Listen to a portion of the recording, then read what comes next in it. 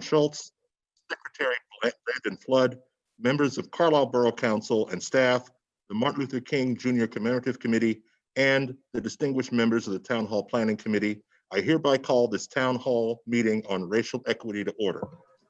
The purpose of the Town Hall is because I already know all the residents and stakeholders on issues within the community to better inform Borough Council on the future initiatives for equity in the Borough of Carlisle. To enable the greatest amount of public participation in the time we have, we ask that anyone providing comment limit their time to 5 minutes. And I'll begin with my comments. As I want to give maximum amount of time for public exchanges, I'll keep my comments brief. But suffice it to say, issues of racial equity have been in the forefront of our society for quite some time. Local governments around the country are re-examining their roles and to develop concrete action steps to address their causes and find solutions. It's my belief that today's forum will be a first step in that process for this community. Thank you. Now, Deputy Mayor Schultz, your comments.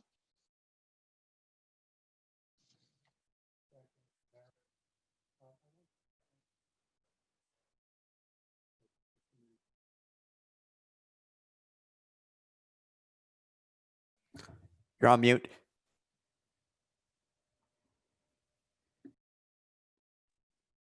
Now I'm unmuted. I want to thank the rest of our committee for taking time to help us put together this town hall. So thank you to Secretary Flood, Safrania Perry, Sonia Brown, Tawanda Stallworth, Ivy Berry, and although she didn't have as much of an opportunity to participate, Tatum Robinson Covert. Thank you also to staff for their assistance before today and for taking time this weekend that we celebrate the birth of Dr. Martin Luther King to help us pull everything together. And also thank you to the MLK Commemorative Committee for providing us this time slot during their busy weekend of events. Before we pass the meeting to Secretary Flood to comment and then open the meeting to the public, I want to, for the public to tell of their experiences regarding race here in Carlisle and to aid council in taking action in the future. I want to take a few minutes to provide some statistical background here in Carlisle. I'll just take a minute here to share my screen.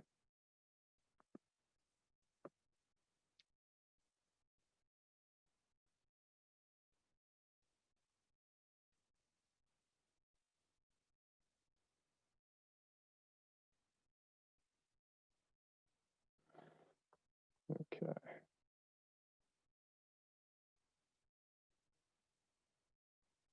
Easier said than done. I have the wrong one up.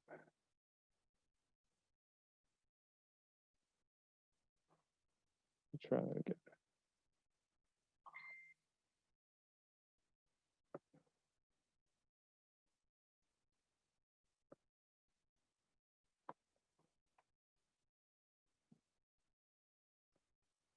There we go. Okay. I'll touch on a number of issues. Income, poverty, crime, housing, and education here in Carlisle. Most of the statistics come from the Census Bureau 2019 American Community Survey 5-year estimates using their titles and racial identification groups. Much of what I say, unfortunately, may come as little surprise to most. First, it'll come as probably very little surprise that Carlisle has a predominantly white population at about 79%. Our Black population is 9%, followed by Hispanic Latino at 7%, and Asian at about 2%. And I selected these racial groups because they're as far as population, most significant races in the borough where there's sufficient statistical information. Median household income stats are based on the racial identification of at least one householder in each household. So that's somebody who is either on the deed to the house or on the lease to a house. The minority population, median household incomes range from about $23,000 per year to $30,000 per year. For white households, it's a little more than $56,000 per year. At the time of the survey, we had the percentage of each racial identification of folks below the federal poverty level. The white population is at 11%, with nearly 50% of the Hispanic, Latino, and Black populations below the federal poverty level. I want to take a moment to provide some comparison to how it looks as compared to the state and the national rates. As you can see, our minority population are about double the state and national rates of folks below the federal poverty level, as our white population is statistically comparable to state and national rates.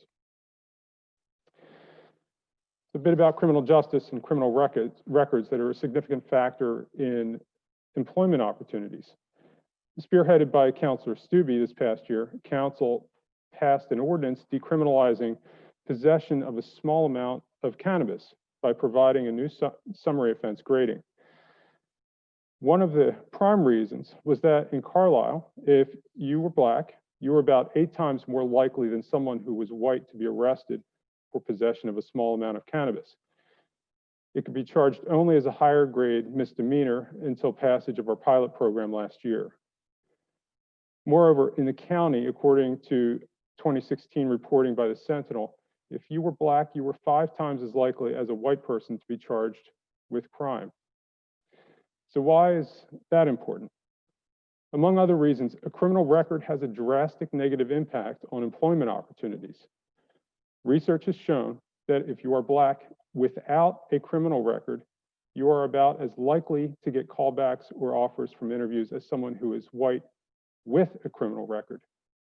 And then there is a steep drop-off if you are Black with a record. And there are similar statistics among the Hispanic, Latino populations. Education attainment is also generally a predictor of earning capacity. Here in Carlisle, you are significantly more likely to attain at least some level of college education if you're white than if you are Black, Hispanic, or Latino. Now, I'm not a statistician, I'm not a sociologist, I'm not here to try to explain exactly what the disparities are and what the causes are. But the statistics on their face, even with the margin of error in the American Community Survey, are quite striking. And I hope it provides some larger scale context for what we may hear from the public participants today. As I've spoken before on these issues, we have a large mountain to climb. For centuries, this country has been built on the backs of minority populations. And it's time, if we can't do things as well nationwide and statewide, it's time for Carlisle to act. So I hope we can take this time today to hear from our residents, to have a better focus of on the issues that we have to face here in Carlisle, so that council can come back and begin to take action that truly improves the lives of our residents. Thank you, Mr. Mayor. Thank you, Deputy Mayor. You'd think I knew to do that after all this time. Thank you, Deputy Mayor, for those comments and the statistics. I'll now turn things over to the Honorable Brandon Flood, Secretary of the Pennsylvania Board of Pardons. Mr. Secretary. Thank you, Mr. Mayor. You guys hear me okay? You good? All right. So first and foremost, I want to thank you. Good? Sean, we good? He said he can't hear me. Can you guys hear me? It was a little low, but that's better, I think. All right. Maybe I have a quality mask here. All right. So thank you to the Borough of Carlisle for the coordinators for convening this event. For anyone who may be on the Zoom call or may be listening in, who may question the reason why we're doing this, if there's even a need for doing this, I would challenge you to just undertake a quick cursory Google search about race relations in Carlisle, and you'll see a number of articles will pop up. Has been a longstanding issue. Solutions, at least to the general public, have been few and far between, and certainly we've seen what's been occurring on the. I think it's my mask here. You good? Am I all right? I guess everyone else is all right. So can you hear me better now? All right, sorry about that. I told you it's a quality mask here. So, you know, we've heard a number of people mention that the solutions have been few and far between, and it's no better time than now. We've seen what's been happening on the federal level. We're in the process of transitioning from one presidential administration to the other, and we know full and well we can't sit and wait for the state or for the federal government to act. These are things that as local residents and as a local government that we can tackle and address while we wait for that relief on the state and the federal side. So part of the reason why I was roped into this too, most of you know that I'm not a Carlisle resident, but certainly I'm very much in tune with the issues here and very much in tune with the folks that occupy the local government. But as Sean had mentioned in his commentary about how criminal records and the collateral consequences thereof can impact race relations, particularly when it comes to Black and brown residents. So, you know, as my job as Secretary of the Board of Partners is to be able to restore those second chances and be able to relieve folks of the disability of those criminal records. So that's my nexus to today's event. And so again, I want to thank you for convening this, and we look forward to a robust discussion. I want to mention one thing to the folks that I see. There's a few folks commenting in the chat area. This is considered a safe place. You know, I'll speak for everyone on this call that, you know, this is meant to be open and honest discussion, right? We don't want you to hold back. We're solutions oriented, and the only way to really address an issue effectively is for us to be honest at acknowledging those issues. And conversely, we will also see, you know, there are maybe a lot of long-standing misconceptions about things that persist or areas of inequity, and this is what we intend to uncover with this forum. So that said, before I pivot to the comment period, I want to just make something clear relative to the options for making public comment, because I know not everyone is necessarily a Zoom master. I know that COVID has forced us to become more tech savvy, but for some of us, we still may need some assistance. So that said, options for making a public comment, you can click the raise your hand feature. That will indicate to the meeting host that you would like to speak. Ideally, we would like folks to speak, but you know, we understand that some people may feel comfortable just submitting questions, and that's fine as well. So when it's your turn to speak, we just ask that you unmute your microphone so that we can hear you. Secondly, we ask that you also have the option of submitting your comments through the chat feature, and that's the feature you can submit your comments in written form. And then lastly, you can ask a question through the Q&A option. So that being said, what I will do is go to our chat here. All right, so I don't necessarily see that we have any questions. I know there were a few folks that mentioned something about my mask, the quality thereof, but that said, since we don't have any questions as of yet, I'll pose a question to kind of kick things off. So that said, you know, I mentioned earlier that I'm not a Carlisle resident, but you know, a lot of the issues that persist here in this borough, I live in Harrisburg, we encounter and deal with the same issues. So one question that I would have, and this is open, is what are some of the long-standing and widely known issues relating to race in the borough that seemingly have not been addressed? And this is open, anyone can feel free to take a bite at that apple.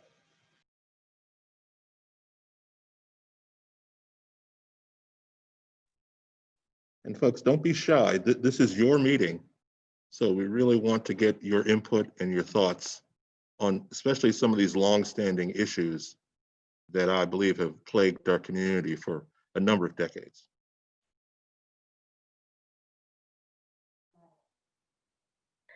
Madeline, you've been added to the meeting, so if you could unmute your mic and you can ask your question. Can you hear me? Can you hear me? Yes. Okay. Okay.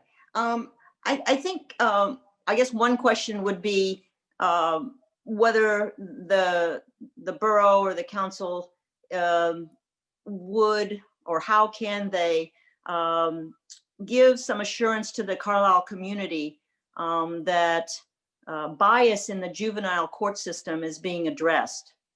There are statistics out that in our school district, many more African Americans are being arrested or put through the juvenile system than others, and in general. And I don't see anything publicly being done to say that somebody is looking at that, whether it's the district attorney or any other groups are looking at the bias that might be happening there.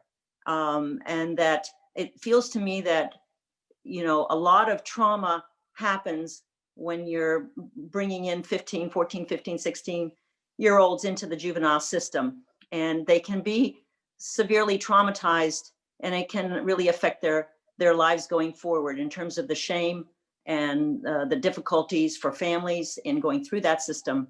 And I just wonder if I wanted to put that on the agenda for the future or going forward about looking at that and giving some reassurance to the community, to all of us, that that's being addressed.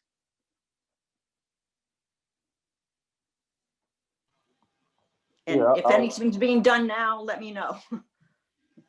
I'll respond to this initially, and then if someone else, at least from the borough, can maybe add to my comments. But to your point about the juvenile justice system, diversionary programming is key. And I don't know to what extent that diversionary programming is utilized in the borough. We often hear about zero tolerance policies in our schools. And, you know, I myself was a victim of that. You know, I believe I was in 7th grade, and this was around the time when police officers were first introduced to the school setting as school resource officers. And admittedly, I refused to take my jacket off in my classroom. Unbeknownst to me, my classmate, who was a female, and she was pregnant at the time, which we didn't know, she had her jacket on too. And, you know, we're talking about equity, right? So I felt like I was being told to take my jacket off and she wasn't. So I was about equity even in the 7th grade. And so they called the police officer into the classroom, and instead of, you know, trying to de-escalate the situation, he literally tried to rip the jacket off of me, and a tussle ensued, and I was charged with aggravated assault. And that was my first entree into the juvenile justice system. First time that I went to the booking center, to the bullpen, and to the detention center. And that certainly was a very jarring experience for me, especially being charged with you know, such a high level offense of aggravated assault against a police officer. Ultimately, that charge was reduced, but diversionary programming probably wasn't even a thing back then, right? So I went through all of that for a jacket, which is not a criminal offense. So I would say that certainly diversionary programming has been key.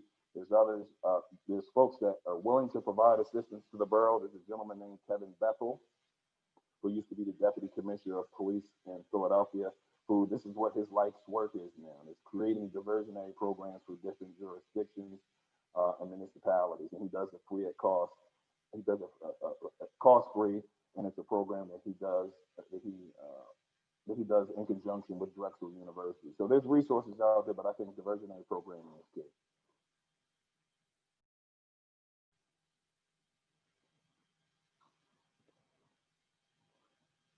All right, so I don't know if anyone else, and we can always harken back to a question if any panelists or other folks on the Zoom call want to address an issue.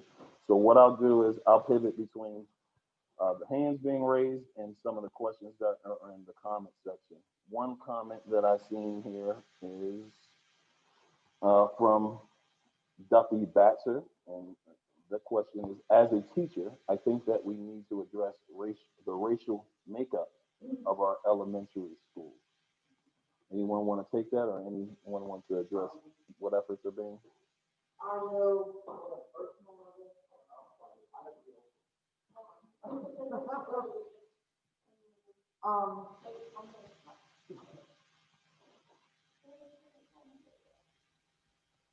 I know there's many throughout PA organizations that are working on local school boards, that they are trying to train me better into going here into the Carlisle area, where we go into school board meetings and have awareness classes for curriculum. Currently, I'm working in Lancaster and York with a group with that, but their goal is to have me perfectly trained then to go out into Carlisle and other areas so we can have a leadership committee on education,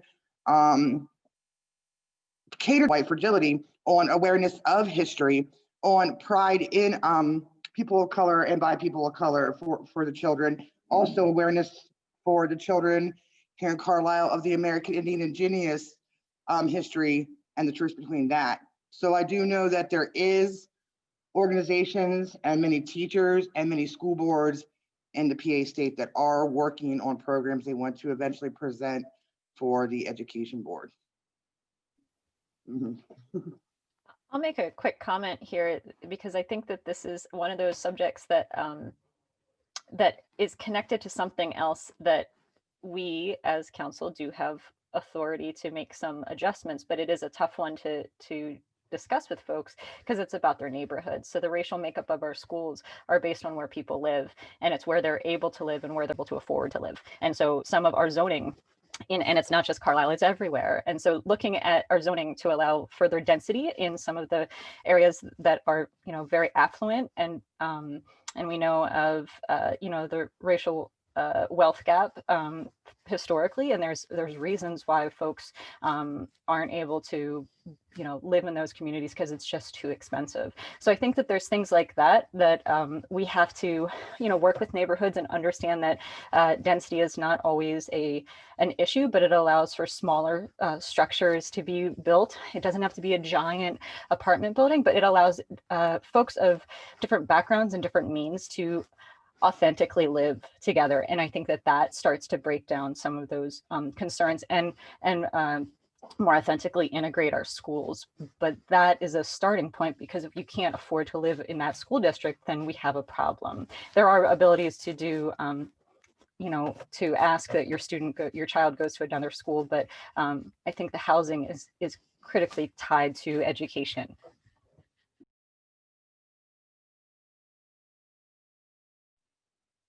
I'd like to go back to what that sister was saying before Brenda spoke. I do think it's critical that we look at the educational system and the curriculum that we are teaching our young people. Our African-American history did not start with slavery. And I think that we owe our children, brown and black, to portray their history in a truthful manner. We need to take it back to Africa and how, we were royalty, and how, when we came to these American shores, we did contribute significantly to the United States. Many of the things that we use on a day in, day out basis was created by African Americans. And I think that it is crucial that African American boys and girls know their entire history and the significant contributions that their race made to the country that they live in. So when I was pastoring in Mercersburg, that was one of the things that I was doing before I left. I was working with the school board and the borough to rewrite the historical curriculum that was being taught to those children, so that they know that they too had a significant part in this country as well as mainstream society. So I think it's something that Carlisle definitely needs to look at. Thank you, Ivy. We're going to pivot to, we have a public comment from Mr. Martinez. So I entirely agree with Ms. Landis and as well as Ms. Ivy. Being someone, who is a naturalized citizen and as well as a recovering addict. Some of you actually may know me as Mr. Joe Hicks and Jeff Stubbe and even Mayor Scott. I personally believe, we the people, and you even the representatives, have a duty to fight even as the next administration takes office and the smoke settles, from all this tension. What we crave is more than ever is a societal reformation, which will seep into how police officers, DAs, judges confront personal biases. We need 100% transparency that on how racial biases and discrimination has been followed to persist, and for organizations to step up in contributions and working together instead of having a pissing contest to get endorsements and money for personal political platforms. That's all. Thank you. We're going to pivot to the next question from Leslie Landre, and it actually kind of builds on what Ivy said. Her question was, what steps are being taken to expose youth to multiculturalism while also bridging generational stereotypes, exposure to culture versus exposure to media representations? And I think this is key too, because for some people, and it works both ways. For some people, there's some white people that have never had a personal or intimate interaction with a person of color in their life, and conversely, there's folks of color that have never had a direct experience with someone, a white person. And a lot of times, especially in this media-driven world where literally everyone and their grandmother has a cell phone, a lot of times our experiences are based more from virtual reality than from actual reality. So that's it. Anyone want to address the issue of multiculturalism and what steps are being taken in the borough to address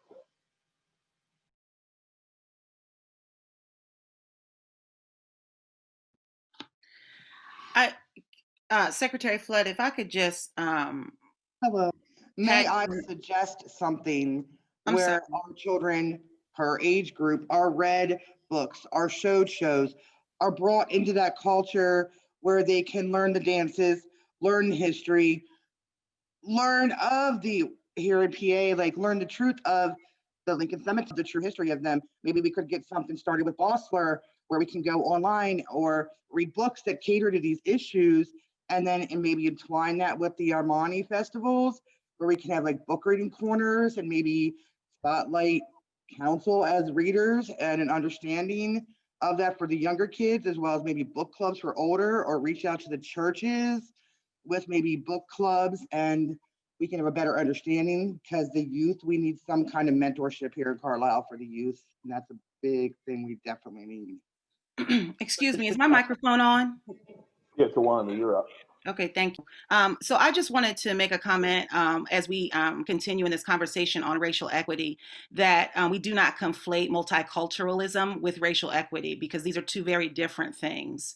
So multiculturalism in and of itself is great. The Amani Festival is great. Learning about different cultures and the way that they live together, the foods that they cook, the traditions that they share, the customs that they celebrate, all of that is fantastic. But we have a real problem with race in this community. If we're looking at the poverty statistics and we're looking at the median income, there's a reason for that. And those are the questions that we need to ask. And for me, those are the things that we need to get to at the heart at. If we learn about how to make falafels and learn about different recipes, that's not going to fix the fact that our children are being incarcerated and being arrested far more easier and far more quickly than our white children, that our Black children are being criminalized, that our young adult males are being looked at as grown men, and that our young brown women are being adultified. So we have to really think about what it is that we can do systemically to address some of the things that are hurting our community most impactfully. So I just wanted to throw that out. Thanks. Thank you for that. That actually is a good segue to the next question, because, again, we're trying to find solutions. We're trying to make sense of things. So there may be some folks that may feel that culture drives inequity, right? And I think this next question from Jessica Smith kind of puts this question to the test. And her question is related to Madeline and Scott's question. Black residents account for 36% of Carlisle's arrests. How do you make sense of this over-representation? And is anything being done in conjunction with Carol Landis or Carlisle Police to address this issue? I can definitely say that I don't know what the root causes of the overrepresentation are, but they exist. So that's a data point that we as elected officials can work from to try and prove things. And I know that Chief Landis is here. And Chief, I'm wondering if you could talk a little bit about what your officers are doing, what you and your officers are doing to try to become mentors and try to shape and mold the future of some of these young folks here in Carlisle.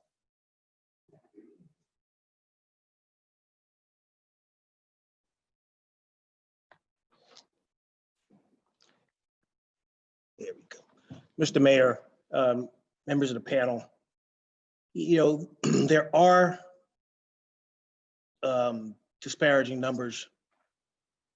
And that's straight up front. That's true. First of all, we are in your community, of your community, and trying to deal with things. We talk to people. We're in Bigs and Blue.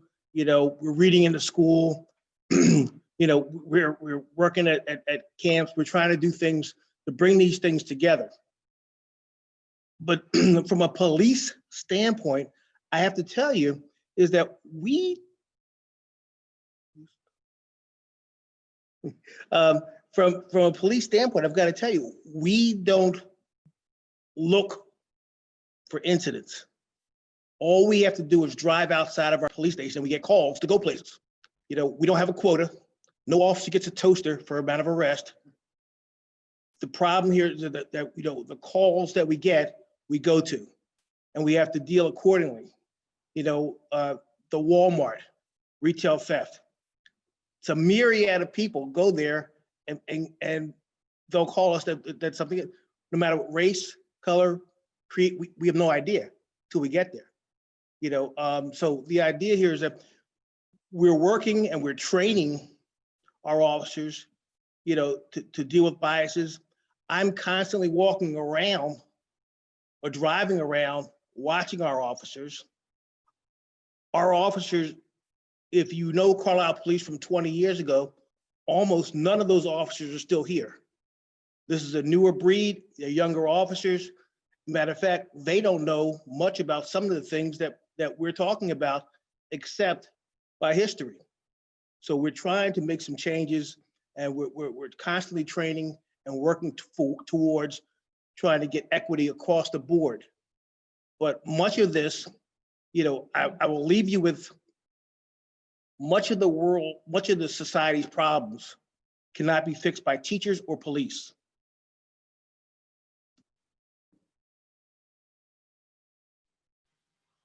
Second.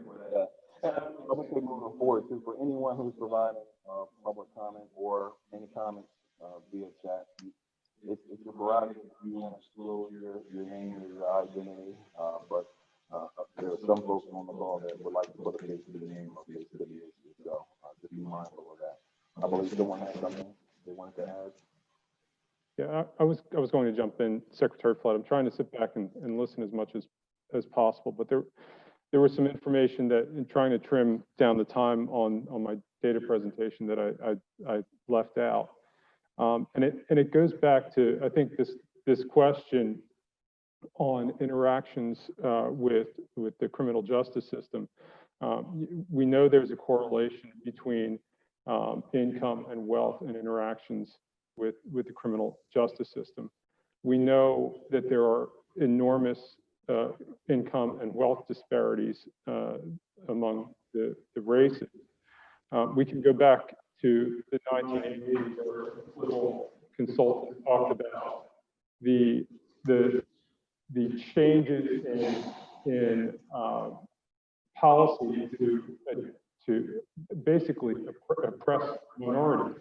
The political consultant talked about the overt racism transitioning eventually to opposition to desegregation and busing issues, and then eventually transitioning to more abstract ways of continuing that oppression through economic policies. So one of the statistics that I did not include that I think is important, because in a significant way, and one of the most prevalent ways for families to pass on wealth is through passing on property and real estate. So we know in the borough, a little bit more than 50% of residents are renters. So a little bit less than 50% are homeowners. The statistics on that across racial groups, white residents are about 50-50 home ownership to rental. Our Black population is 91% rental and 9% home ownership, and that's an enormous disparity. And I'll tell you, it's not much better between Hispanic and Latino populations. It's 73% rental and 27% home ownership. So you see that these economic issues continue to propel these disparities, and I would assume they're continuing to cause these economic divides and continued issues in the criminal justice system.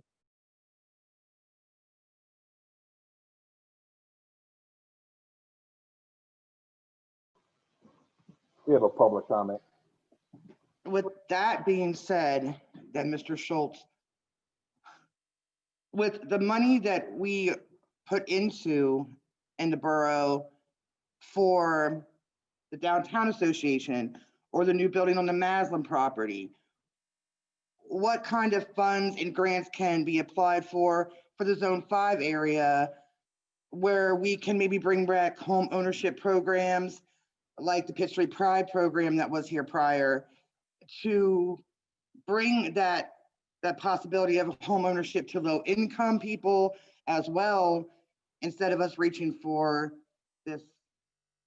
We do need the business in Carlisle, but let's start applying for these grants to bring that equity into the areas that need it, and that we can have home ownership programs such as what the Pitt Street Pride program was back in the day.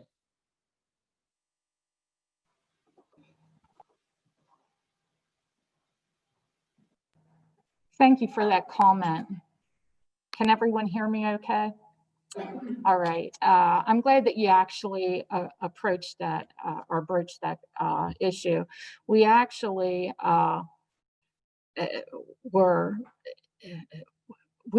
had a number, and you're right, of pride projects underway years ago, made great strides to provide home ownership opportunities to low, moderate income individuals within the community. And it actually, addressed blight significantly in different areas of these neighborhoods. What we did 2 years ago or so, we did apply for $500,000. We were awarded through DCED those dollars, and you will see activity occurring on East South Street. We acquired a property, and there will be 2 new units that will be constructed this spring and will be afforded to low, moderate income individuals. So we're really excited to bring that program back to the borough because it was successful. DCED actually even touted Carlisle for its successes with that program.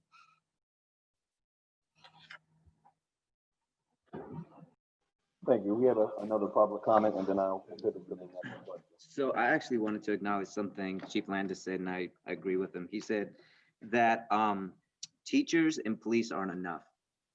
And I 100% agree with that. And Ms. Stallworth said, it's nice to get, the different culture foods and, together. That's lovely. That the concept, it's beautiful, being, someone who's half Asian and as well as Hispanic, I can tell you that we all like food, big whoop, but if we don't go to the root issue, like why, and I know the Carlisle Borough has mentioned and even asked District Attorney Skip Ebert, to step down. But if we don't hold accountability to people in office, or if we don't address the matter of if certain people in office decide to annex certain issues that are from movements as if it's their own issue to increase the political platform, then we are not reaching to the core value of what the real issues are. And that basically to me is that these movements are about lives that are at stake. White men's feelings should never be held in higher regards than Black lives, kids in cages, or even women's rights.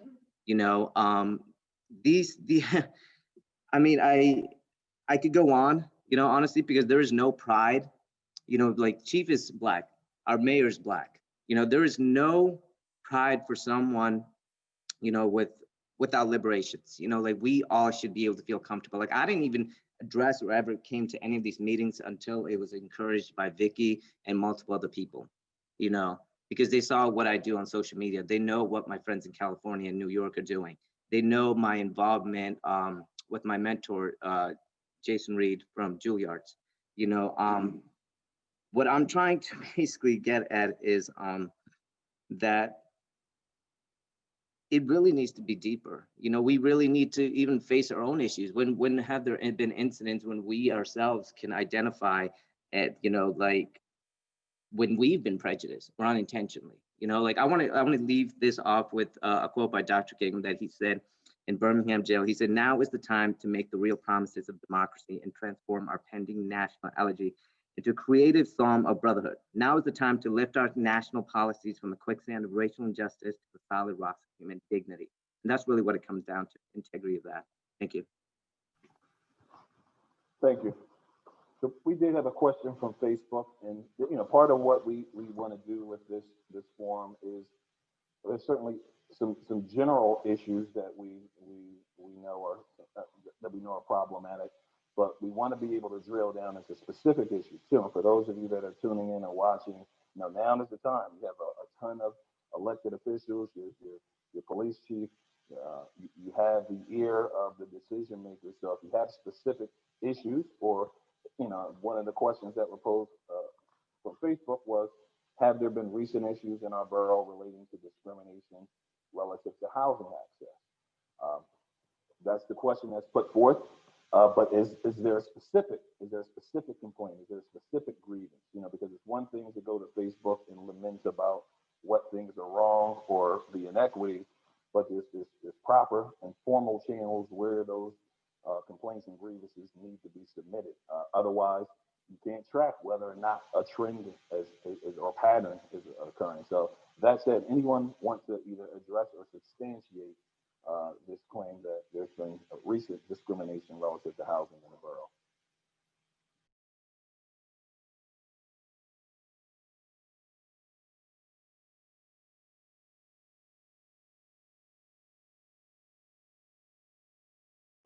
All right. Well, in that case, the way you already well, I want to be able to diversify. We appreciate your enthusiasm, Mr. Martinez. But part of what we want to do here is diversify, you know, the thoughts and the feedback. Yes. Secretary, and I believe, Tawana, you were the one who sent that, I believe, too. So do you want to address that? Yeah. So I don't know. I can't really speak for specific instances of direct discrimination, but I will say that so I'm from Carlisle, so I will always check on Carlisle on just about everything. And so I was checking on the rental market a week ago and was blown away by the increase in the rental market. And so it's interesting when we consider 9% home ownership in the Black community, but rental properties for less than 1,000 square feet of upwards of $1,400 a month. And you look at that median income, it just does not make sense. And I think that a lot of the racial issues or inequities that we find in the community of Carlisle are really kind of that way, right? That it's not blatant, right? But it's sort of like an onion. This is a situation. What does that mean for generations? What does that mean for communities? Once we put all of the data together, and once we look at the entire big picture, I think it's fair to say, I don't think it's it's not beyond my scope to say, based on the data that we see today and based on the rental market, that Black Americans in Carlisle are discriminated against, are priced out of the market in many times in the community. And I think that, so for me, then that's the issue, right? It's not that someone was turned away because they were Black, or that they were denied housing because they were Black, or denied housing because they had a criminal record. They're simply priced out of the market. And how do we do that? So then it becomes a jobs conversation, and it becomes an income conversation, and it becomes a quality of life issue. at that point. So I think that that's probably my commentary on the housing issue. I'm glad you raised that. We actually had a follow-up comment to my question about that housing access, and that comment was provided by, I'm assuming, a Mr. LaRock Hudson. You know, I had asked about specifics, and his response was, you never deal with specifics when you have an initial conversation concerning these matters. The expectation of specificity is extremely high when you have a racist a borough. So essentially, what he's saying is that folks are disinclined to talk about specifics or to disclose exactly what their issues are, because they either, number one, don't feel that they're being heard, or they otherwise fear some sort of reprisal. So anyone want to address, I guess, the ability or the comfort of folks being able to speak freely and be able to use those proper channels to share grievances? And we have a public comment while we're waiting here too.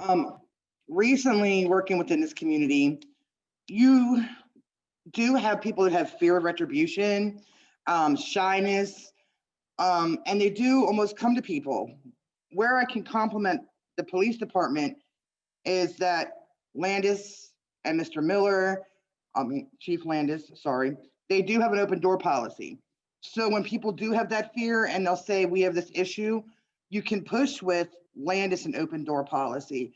But there is a big fear of not being heard, not being taken seriously, that you hear from the community, and it's saddening, or that there is a feeling of a clique, per se, for lack of term, within the borough.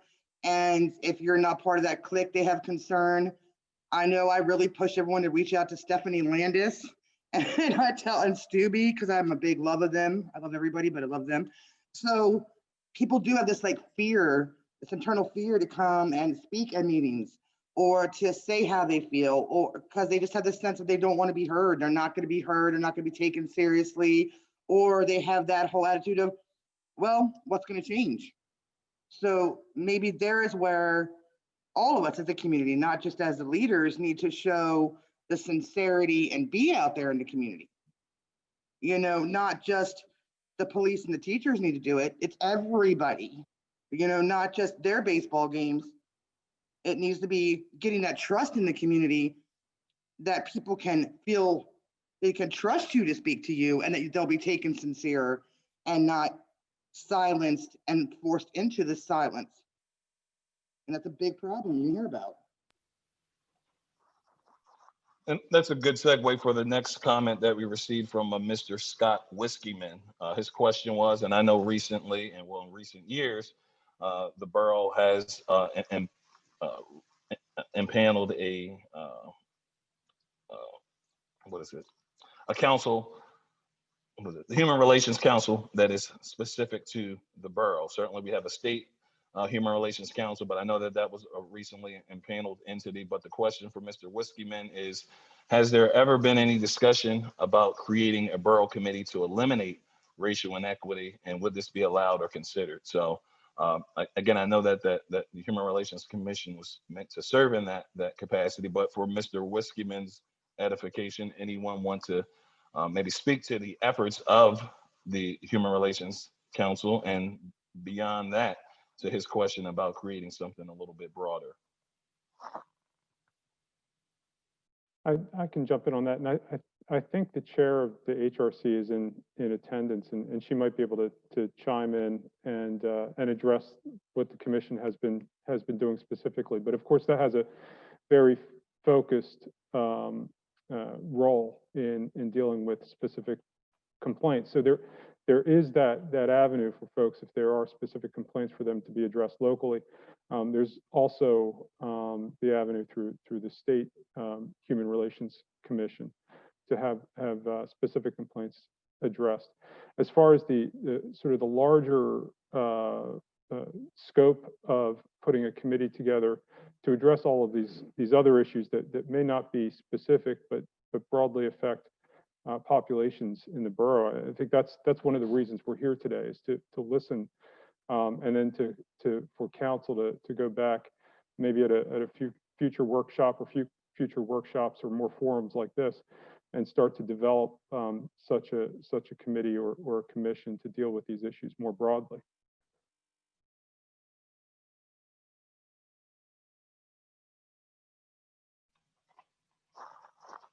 It's a public comment.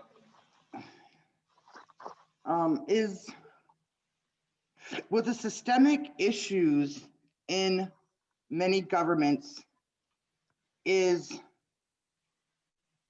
the per se borough or the government's putting in a committee or a program going to gain the trust when there's still that systemic issues that need reformed? I mean, it would definitely have to be a committee of citizens maybe overseen, where it's not as a democracy, but more as a persons or people's committee, where it maybe has that possibility that I would hope would not be as corrupt as the issues in the system that so many are trying to change.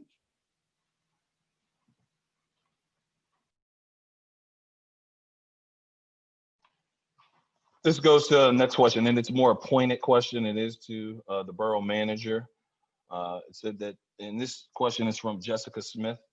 It says, you cited that a home ownership program from 2 years ago, which constructed new units for moderate, low-income individuals. What other programs have occurred? What are the plans for the future? What specifics can you share? Forgive me, it's a long question here.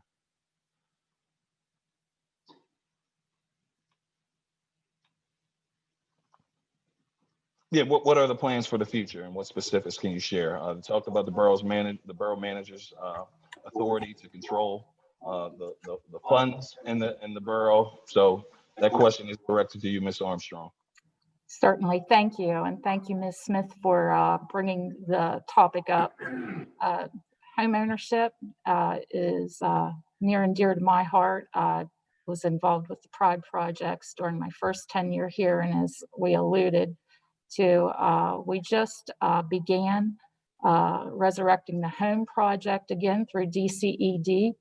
The two construction projects that I cited are currently still underway. Once we have those constructed, our hope is to continue to explore partnerships with the redevelopment and housing authorities and pursue additional grant opportunities. You're certainly right that the budget does fall under my purview, and we have had an operating deficit in place for several years now. And so every opportunity that we see to partner with our partner agencies, such as the Housing Authority, and pursue grant opportunities where we can, we can actually, and we have a list of blighted properties that we certainly are continuing to keep our eye on. And if money becomes available, we like to acquire those properties with the help of the Housing Authority and renovate them when possible and provide them to homeowners. So I certainly can see that we put additional information on our website with respect to the steps that we're taking. It is slow. Again, we took a hiatus from that program for several years, and we're just ramping it back up. But I would actually also welcome having the opportunity to meet with you in person at any point, and we could take a foot tour of some of those areas that we have addressed in the past and what we're looking at for the future. Thank you for that. Can I just make one other note? I mean, we do also have, as a HUD entitled borough, we have community development block grant funds, which are able to be used in certain areas of the borough. And so that is something that we have a little bit more flexibility on in our budget.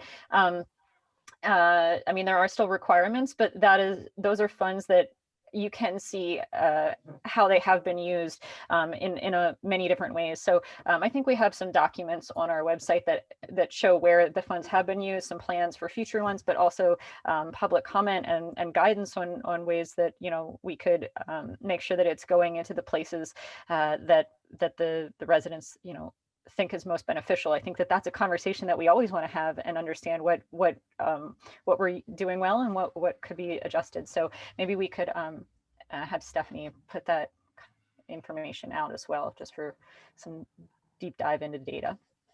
I think that's a great point, Brenda.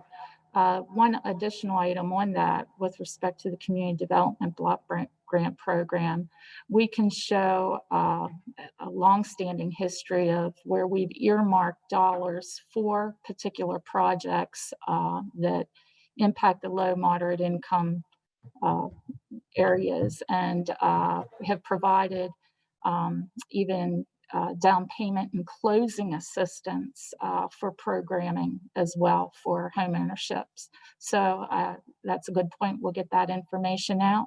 We'll actually be exploring program year 2021 in the spring. And we'll put that information out on the website and would encourage people to take a close look at that. As a HUD entitlement community, we get about $380,000 a year to earmark to low, moderate income activities. And those range anything from providing a stipend to Hope Station for administration assistance there, home ownership, recreation opportunities, improvements in the low moderate neighborhoods. So it's quite detailed, and we'll certainly see that we promote that. And if you have any additional questions on it, feel free to follow up with me directly. Before we go to our next public comment, I want to make sure that everyone knows that I know there's been quite a few questions, statements provided in the chat. Please know that we will, even though we may not be able to address your questions specifically during this forum, we will be able, or we do intend to provide an answer to you, especially if you identified who you are, or maybe put it on the website, especially for those that have asked specific questions, as opposed to just maybe philosophical statements. So just wanted folks to bear that in mind. That's it. In regards to housing and opportunities, in Carlisle, you do have people of color and biracial people of color who have been impacted in the system that are not available for these housing programs or these home ownership programs. So what can we as Carlisle then do to help those that have the felonies that do not allow them to get the help of housing, that have the felonies that they're not able to get into programs such as what the Pride program was? We also have to be concerned about people that were affected, you know, as former inmates, former people with felonies. Where did they go for that home ownership? Where are they going to have housing? You know, and that is also a problem you're seeing, as there's no opportunities for growth for them, and that is keeping them stuck in a position where they don't have those opportunities for home ownership or more. Thank you for your commentary. What we're going to do, we have 3 hands raised, individuals that indicated that they would like to speak. We're in the process of patching you in. Hang tight. Mr. Hudson should be in the meeting in just a minute. If it let me try that again.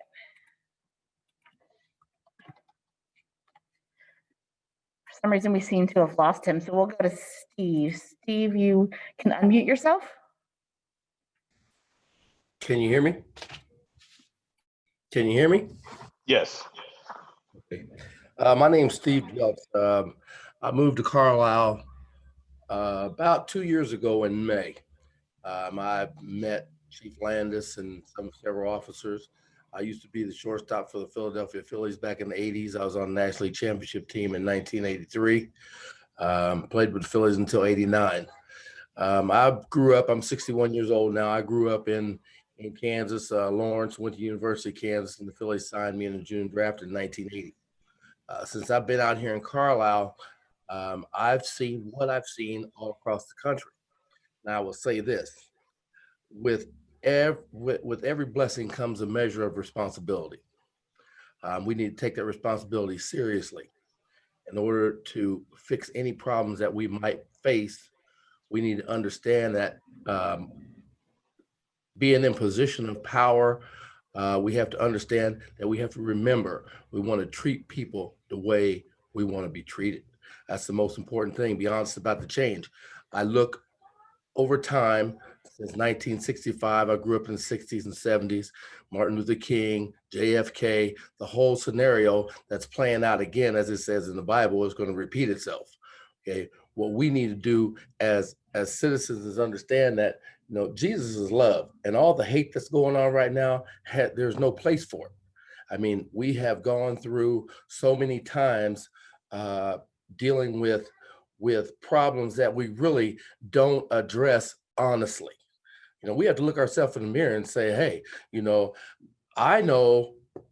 when I look at you, I see no color. My great grandmother was pure white. My great grandmother had 13 kids, 11 girls and 2 boys. And Uncle Bus was the pastor of the church. So I grew up in the church. I understand that. My dad's mother was pure Cherokee Indian. Now we're going way back. Okay. Like I said, I'm 61 years old. So I think what we need to concentrate on, I mean, all the agenda is fantastic, what I've been listening to. I worked with Julius Erving, Dr. J, you remember him, Charles Barkley. We had an attendance program in Philadelphia just to get started, but understand the police officers now have, I wouldn't want to be one. My uncle was a chief of police when I was growing up in Lawrence, Kansas. And it's a tough thing out there because there's so much hate in these kids. These problems have to be fixed at home. We have to start at home. And that's what we did. We had an attendance program, Charles Markley, myself, Julius Erving, and several of the Phillies and the Sixers. And it was just an attendance program that rewarded the kids. All you had to do was get off the street and go to school. I don't care if you went to class, went to sleep, and went to class. But we wanted to get them off the street so we could get to them. And their reward was to go sit in the dugout during batting practice, go sit behind the Sixers bench, you know, at Veterans Stadium and at the Spectrum, sit behind the bench during the game. And it was quite successful. I think at this particular point in time, where you need to start with all of this is we had to put a program together in Carlisle dealing with the kids. And I work with the mayor of Philadelphia because I studied psychology and sociology in the University of Kansas. I minored in juvenile justice, so I was going to law school until the Phillies snatched me out in 1980. But I think we need to start with what the program that we had in Philadelphia as well. I went out and I talked to kids, counsel kids and families, and tried to get things that respect between our police departments, our teachers, and the families. We got to bring everybody together like that, and that's where it's going to start. You know, I think there's a lot that we can do, and there's a lot that you all have done. I commend you because I moved to Carlisle and I love it out here. I don't have to worry about locking my doors, which some of you will probably say you better, but at any rate, I don't worry about locking my doors or you know, the keys are in my truck every night. I go out, I'm not worried about it. This community is safe, comparable to the rest of this country. So I commend you all for what you're doing. And if there's any point in time that you would like my assistance, we can sit down and try to put something together. I'd be more than happy to come with you.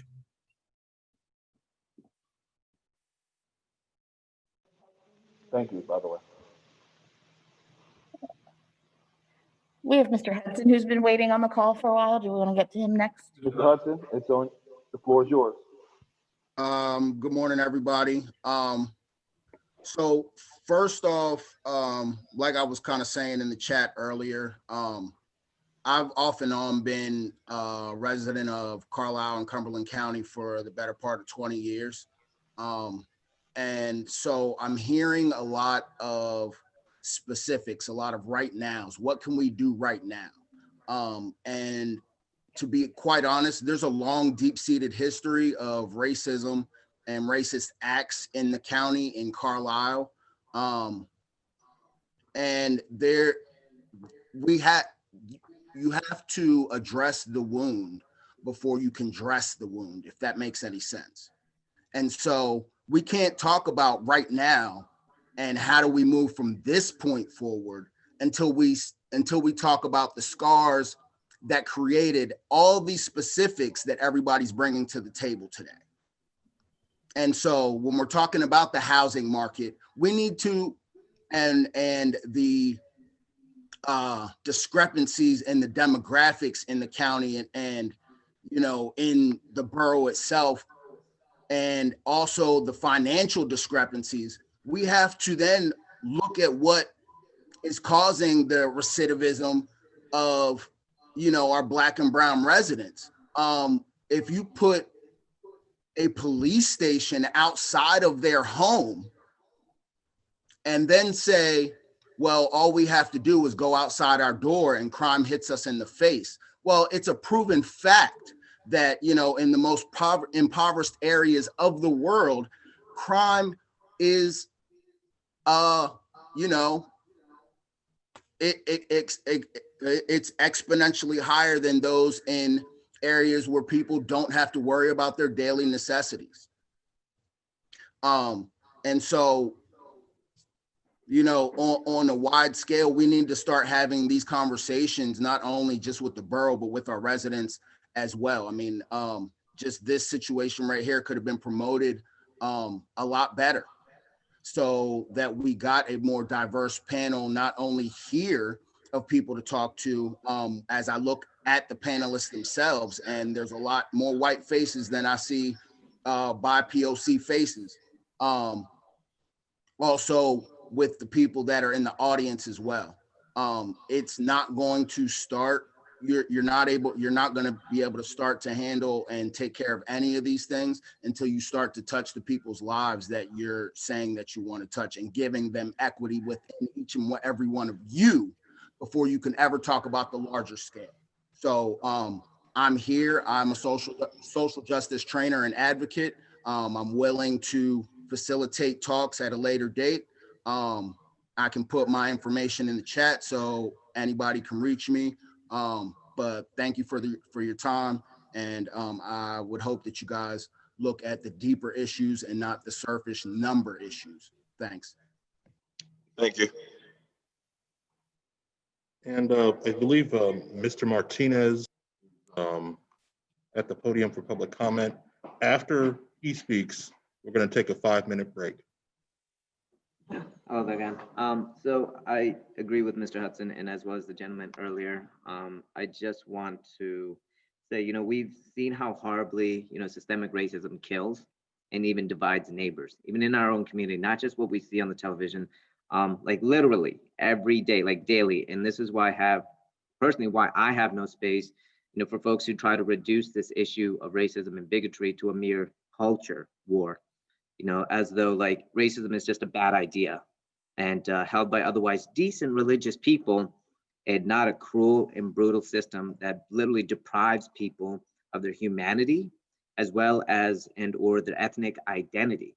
You know, you're not making it inclusive as much as it can be. You're not making it as a thing that there's this person of this rank, of this status, therefore you have to go through this system of getting to them, you know, to get a conversation started. You know, there has to be a break of that stigma. There has to be an approachability. There has to be a level of professionalism as well, and resources that are accessible to the public that can be communicated. And I get it, you know, you guys are going to probably, you know, rebuttal with, yeah, but this is all on our sites. But okay, how do you as an individual emphasize that, and not just during borough hall meetings, but also when they meet you in person? How do you communicate that openly and honestly? You know, that's transparent. That's all. Thank you. All right, thank you very much. We're going to take a 5-minute break, and we will be back, reconvene at 11:15. Thank you. All right, good afternoon, everyone. Well, it's not actually afternoon yet, it's still morning.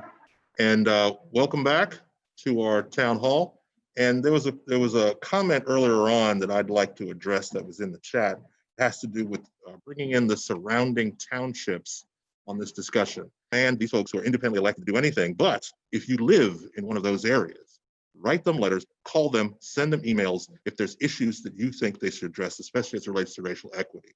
Also, some of these issues are related to other governmental entities like the school board and the county commissioners.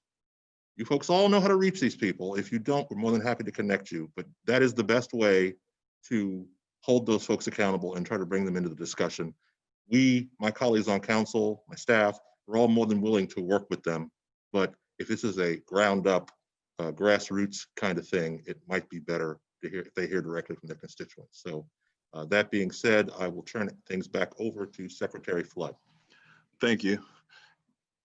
I do want to address one question in the chat that was from Mr. Kurt Mull. He wanted us to share how many people were attending.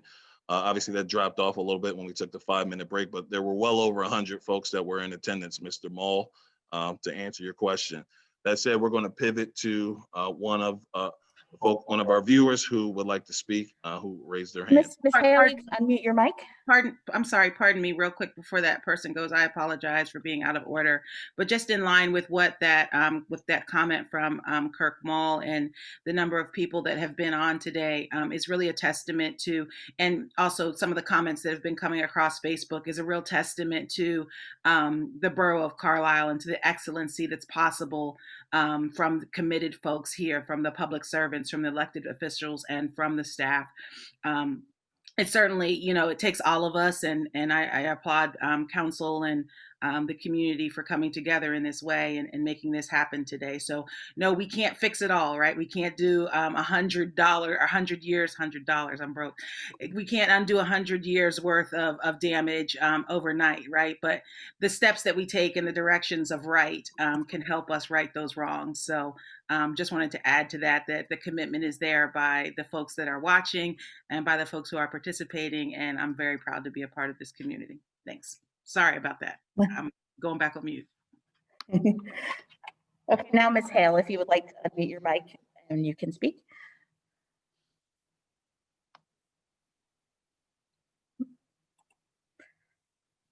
Cheryl, are you still with us? I'm sorry, I didn't ask a question.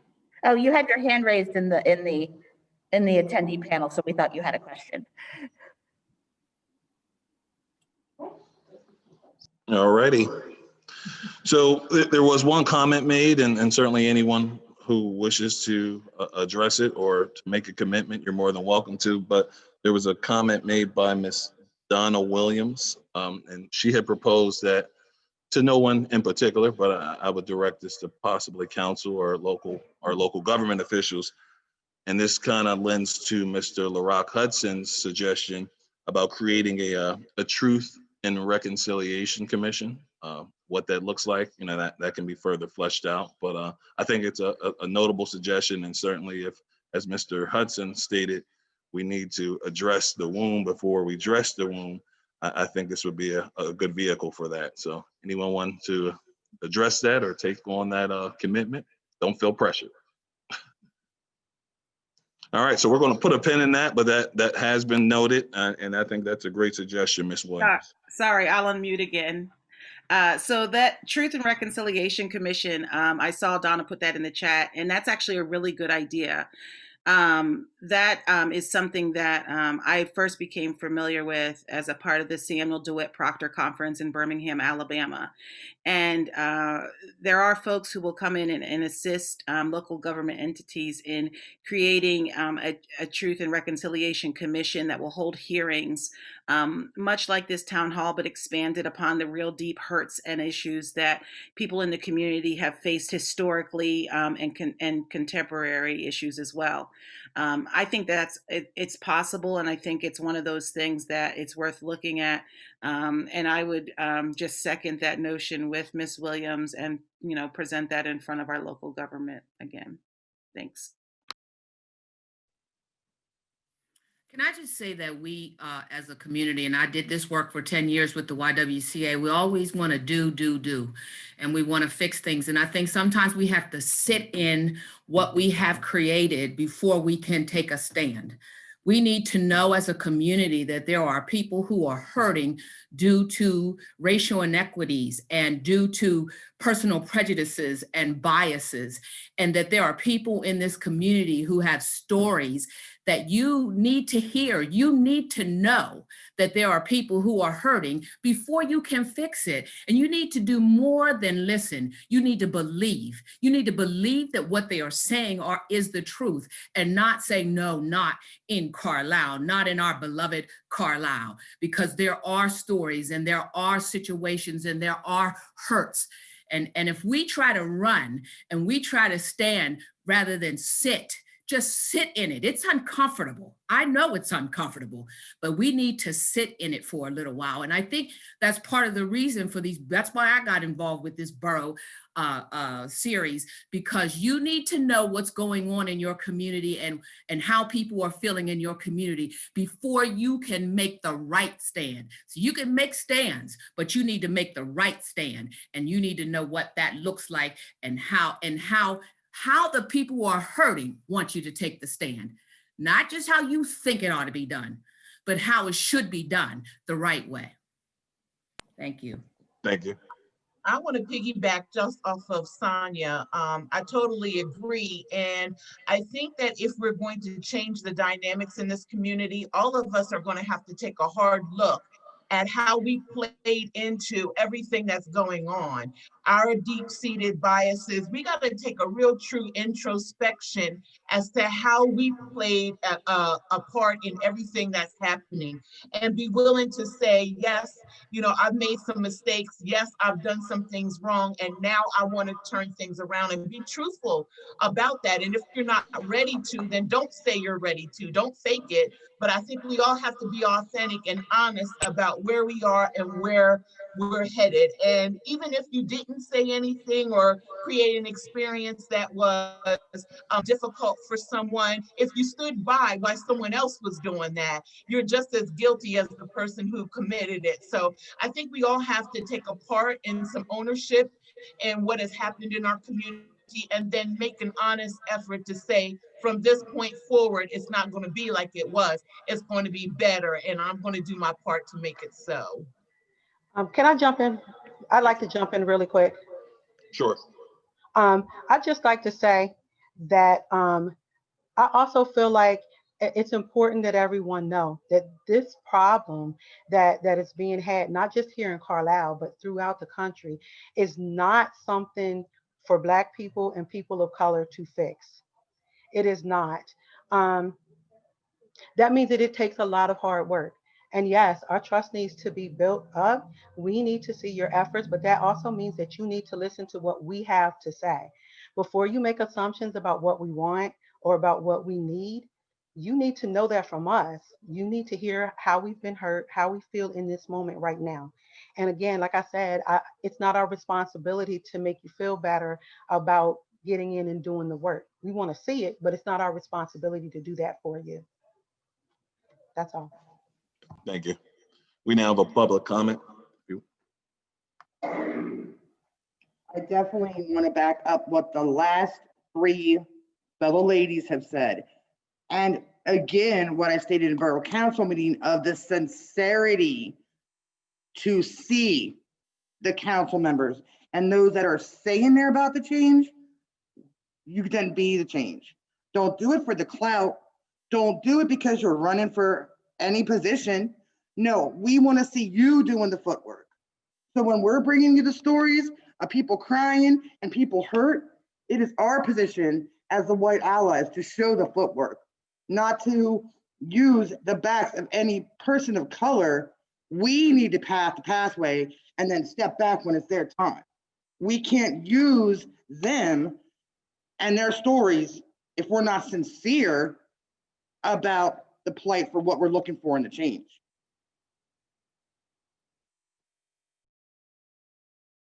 Thank you for that. So I'm gonna go back to our comments that were provided via the chat. What I'm gonna do is I'm gonna group together, there's three commenters that pretty much have addressed the same subject. Those are Mr. Tim Potts, Mrs. Lana Malsheimer, and Cheryl Parson. The question has to do with has there been any initiatives for business to partner with whether the borough, with local developers to incentivize housing options, low to moderate income housing options for those that potentially want to work in the borough? Certainly, most of us know that this borough has quite a few warehouse jobs here. So the question was, has there been any talks or has there been any public-private partnership between those entities to incentivize housing options, providing those housing options? Anyone want to take that or address that or share anything that's been done on that front? All right, well, while you mull that over, we can always harken back to that a little bit later. I'll pivot to the next question. Actually, I'll just say that it's a little bit more pointed. This will go to you, Chief Landis. It has to do with a residency requirement. So, excuse me, Councilwoman. Oh, I was just going to say, I don't know that we have any structured partnerships, but I mean, this is where the discussion that I brought up earlier is about development and what are the barriers to development. And there's the idea of large scale affordable housing. So I look at it across the street because we were able to have close to 150 units put up in our area for workforce housing. But the idea of affordable housing, I just want to point out, is not just a large scale entity like that. It can be smaller, and thinking about what the barriers are to building small structures or redeveloping buildings in the borough and things like that. So I think that, again, that those are some things that we as council can look at directly, and then, you know, maybe work with developers that would be more interested in putting in different types of housing in different areas, so that it does allow for some flexibility. And with the CDBG funds, there are also some small loans to businesses, and part of that is a requirement to have, I believe, at least one additional employee in the low to moderate income. So I mean, there are some smaller programs that maybe people are not as aware of, that when we give these grants out, that it is not just to a business, but it's also with the underlying expectation that someone else in the community is also benefiting, and hoping, you know, to give them a step up. So. Thank you. And I'm actually going to defer the question I had for Chief Landis, being that Councilwoman, you spoke on this issue, and this is a question that is posed to all of the council members as well as staff. And that question comes from Ms. Beth McKinley, and her question is the council and staff participating in ongoing trainings and workshops on understanding the root causes? Additionally, what other work is each white member or council member or staff doing independently to address their own bias, prejudice, and racism? Feel free to jump on at any council member and staff. I'm not aware of any formal workshops that members of council and myself have attended, and I can't speak to what the borough manager and the assistant borough manager are doing with the staff, but I'm sure if Susan would like to talk about that briefly. Sure, I'd welcome it. We actually did in 2020, after becoming borough manager in August of 2019, started really taking a close look at where we can alter and improve training opportunities, both in-house, you know, self-exploration, as well as hiring practices. And we have a lot of work to do, folks. And, you know, I think that we're making great strides.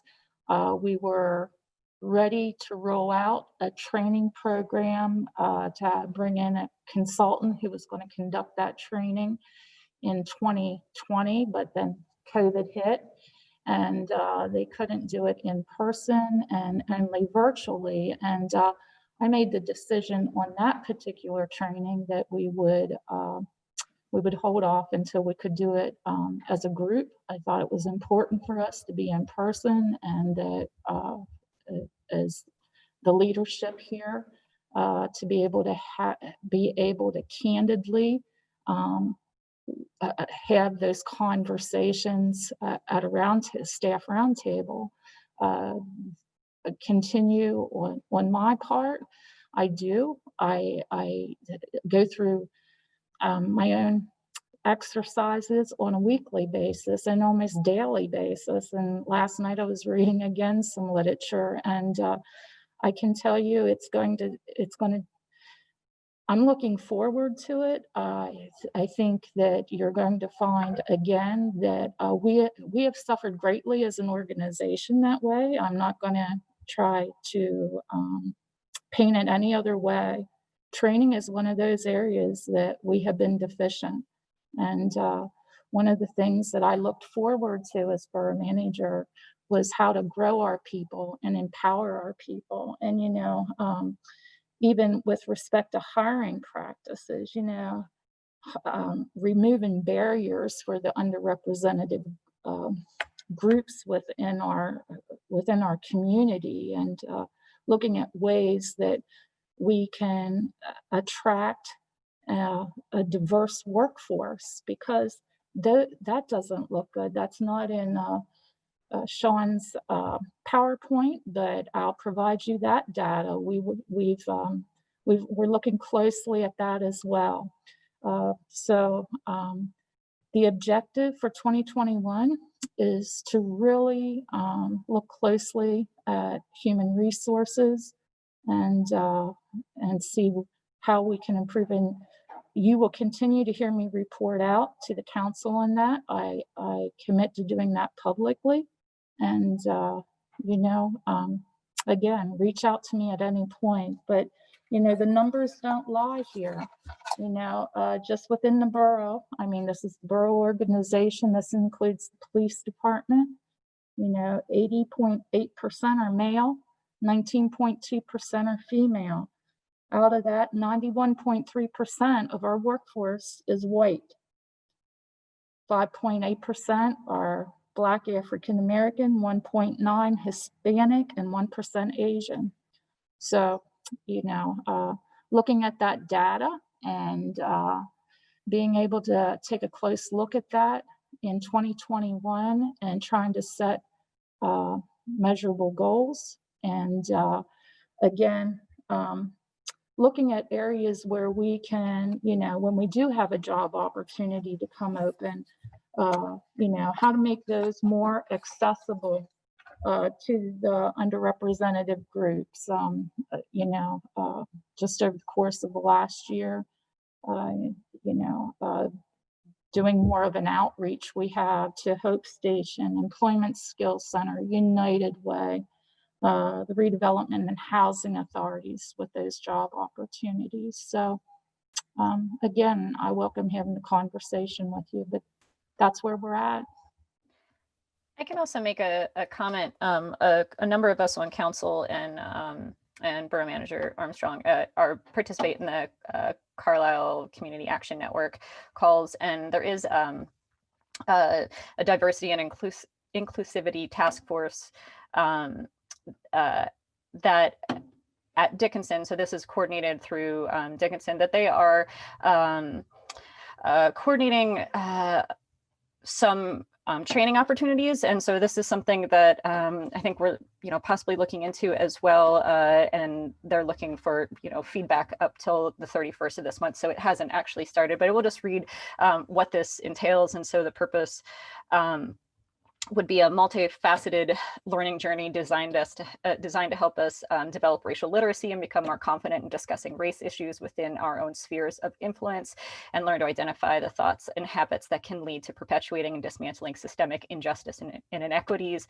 And they're offering a flexible mix of large and small group experiences. So this is for the folks that are on this committee, which is lots of nonprofits, it's over 100 people. But really, I think that they're pretty flexible with, you know, working with lots of folks. So it's not just with the borough, obviously. And it could be monthly 2-hour online workshops with Dr. Amir Ahmed from Dickinson as, or other experienced facilitators, optional 1-hour monthly practical application exercises outside of workshop time, or optional small group discussions meeting monthly to reflect on the journey. So I do think that it would be beneficial for us collectively as council and within staff to have more of these discussions like outside of just our borough meetings. I mean, personally, I just read all the time. I'm not, I think a more structured focus would be helpful for myself, but I do try to always think of this through everything that I do in my council work. And when we're voting, I always try to think of the underlying ramifications or reasons why we're doing things, and bring these conversations back around in sometimes the more mundane work that we're doing, because it's not always mundane. There are reasons why we're doing the things we're doing. So I do think we have some opportunities coming up right now to maybe make that more of a focus. And I will say that, COVID has been a lot of work. And so I don't mean to use that as a justification. So I want to make sure that, we do bring things back around, and, I'm happy that we finally have this town hall happening as well. And in the spirit of time, I know that this question was posed to all council members and staff. Certainly as public officials, their contact information is publicly accessible. So I would encourage not only the author of that question to reach out to the council directly, but also anyone else who's interested in the answers to those specific questions. Ms. Deb Fulham. Yes, good morning, and thank you all for attending. Just a brief thought to share, because this conversation is so incredibly important. We can't know what's going on in the community unless you tell us. We need your information. We need your feedback. We need your participation. I've been on council, I think 7 years now. And when we have a meeting, there is no one there. We have a regular set of people who come, maybe 4 or 5 people who come pretty regularly, including the Sentinel reporter. But other than that, no one brings, very few people bring things to us. So we are operating sometimes, I think, with insufficient information. So, I know it's hard to take time to come to yet another meeting, especially people who are busy, maybe working 2 jobs or dealing with jobs and kids, whatever it might be. But if people could consider trying to be more interactive with us, we would really appreciate it. Even you can be angry with us, you can be happy with us, it doesn't matter, but we need to know what you're thinking so that we can be part of a constructive solution to the problems that the community is trying to grapple with. And I love the idea of a Truth and Reconciliation Commission, because that would give us the opportunity to sit down and really understand what the day-to-day reality is for people in our community. I know that this racism meeting was talked about. I think someone mentioned in the chat that we've been talking about it for 6 months, but we've also been dealing with COVID for 6 months. And this is the kind of conversation that is, I think, more effective to have when people are in person, so that we can see each other, we can interact with each other, and we can have a better understanding of each other. So I hope that we can move towards that possibility of having that kind of commission, but I would really ask that people do try to interact more with us so that we have a better understanding of your deep and immediate concerns. Thank you. Thank you, Councilwoman. What we're going to do in the spirit of time here, we have one public comment, and then we do have a hand raised in the chat, and then we'll entertain a few more questions that have been provided. Secretary Flood, if I may, just to add on to Councilor Fulham-Winston's comment, and I agree, I echo what she says. I'm your elected official, and I am happy to come to where you're at anytime. On any matter. If there is something that you might be a little bit reticent to bring up in the public forum, or you don't have the convenient time to meet on the Wednesdays and Thursdays of the month that we're dealing with issues. It's been a little bit harder in the current environment to do that, but feel like you can reach out to me at any time, and I'll come to where you're at if there is a matter that you feel that council has the ability to affects your lives. Thanks. And I know there's other council members that want to speak. We do in our agenda, we are going to have a time reserved for you to provide, parting comments. So you can feel free to share your sentiments during that time. That's it. Public comment, and then we'll do the raise hand participant. Yes, so I want to address what Ms. Deb had said, so the chief actually does have an open door policy, which is actually very inclusive. I have never heard, or at least I'm not aware of, Borough Council having such, a policy. So if, you would care to elaborate on that, as well as I'd like to thank Ms. Armstrong, as well as Ms. Landis, phenomenal work always, every time. Thank you. But the thing that I wanted to, approach subject was like, only when we take the time to understand and appreciate the unique points of views of each and every single person can we have a meaningful exchange. I've had a wonderful exchange with Mr. Hicks as well as Mr. Stubbe before he was on Borough Council. And I want to acknowledge that we should take the chance to learn more about racism, discrimination, listen, read, and be a standing voice to those who need help, not just wait for the issues to come to you, okay? That's not how things are resolved. That's what maintained the status quo of things we had throughout history. Racism cannot be cured solely by attacking some of the results it produces, like discrimination in housing or education, but really addressing it, really making it an approachable issue for anyone to talk. And yeah, it's a taboo topic. You can't talk about it in public. Well, guess what? It's not about your comfort. Maybe I don't feel comfortable, out in the public, So how can I address the matter? Even the chief himself, I first had the opportunity to meet the chief in an MLK, awareness day. It was last year, and he talked about how, as a Black man, when he doesn't wear his suit, people look at him differently.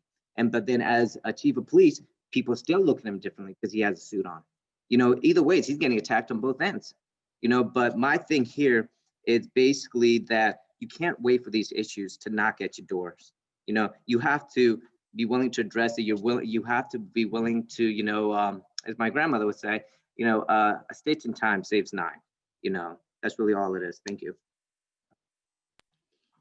And just to follow up on what Mr. Martinez was talking about, the chief has an open door policy. Council's open door policy is every first Wednesday at 6 p.m. There's public comment. And also on the second Thursday at 7 p.m., there's public comment in the beginning and also public comment at the end. If you can't make the meetings, email is fine, or letters, or calls, and we will bring those up at the meeting. So several ways to get involved. And also you can leave comments on our Facebook page as well. So we are able to be assessed. Thank you, Mr. Mayor. Stephanie, I believe we have one commenter, and then what we're going to do, we're going to pivot to comments from Borough Council and the mayor, and then we'll close things out. Stephanie. Mr. McGinnis, if you can unmute yourself and ask your question.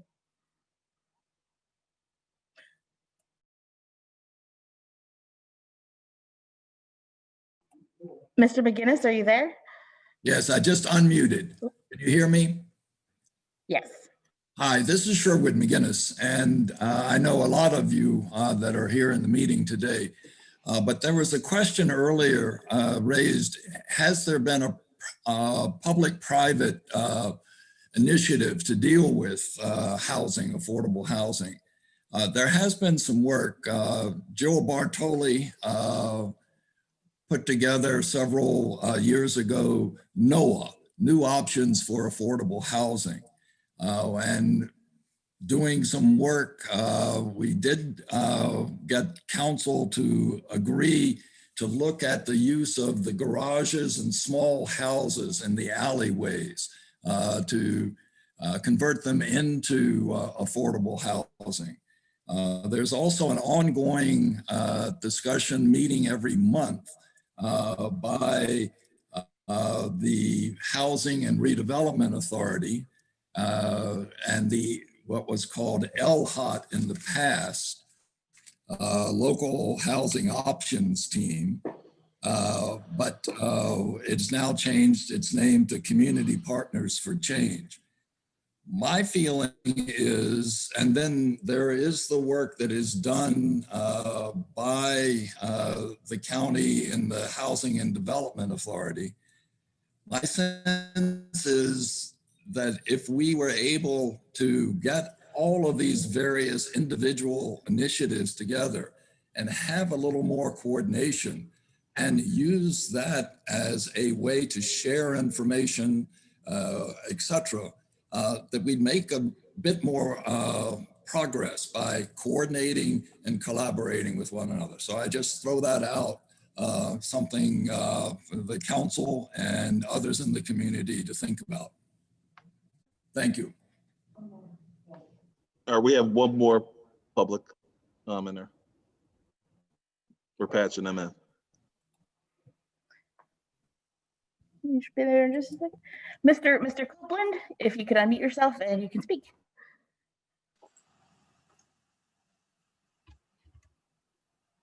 Hello, can you hear me? Yes.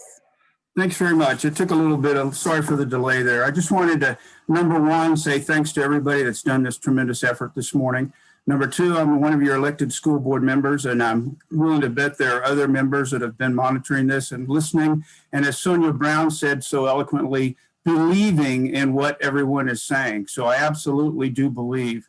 And I want to thank a special thanks to Mayor Scott and the council and all the panelists and Secretary Flood for what you've done. I've been listening very carefully. There are a number of things that certainly relate to the school board and things that we do on the school board. And I do not presume to speak for the school board. Let me make that clear. I'm one of 9. I'm just one of your people that are always listening.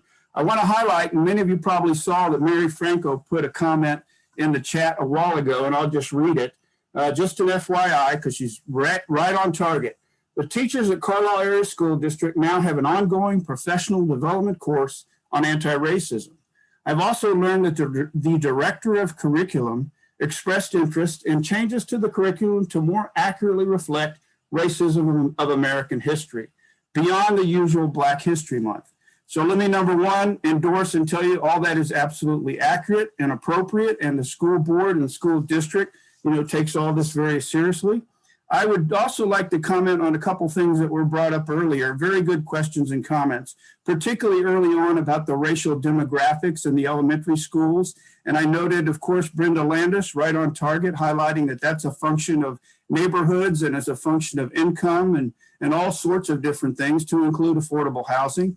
Duffy Batzer, who is one of our school teachers that I know very well, a librarian who is also on our teachers union, made a comment about a sister school model. Let me highlight that 2021 is an outstanding opportunity for the entire community to get involved with. We're doing strategic planning in the school board this year. We've had ongoing meetings already to review what's being done at the elementary school level, the middle school level, and the high school level. 3 different groups: teachers, administrators, school board members, and members of the community. And I say that specifically because one of those is going to be focused, it continues to focus on the elementary schools. So a comprehensive effort is being done to look at reorganization and all sorts of things with regard to curriculum at the elementary school level. And of course, everyone here is invited to participate in that.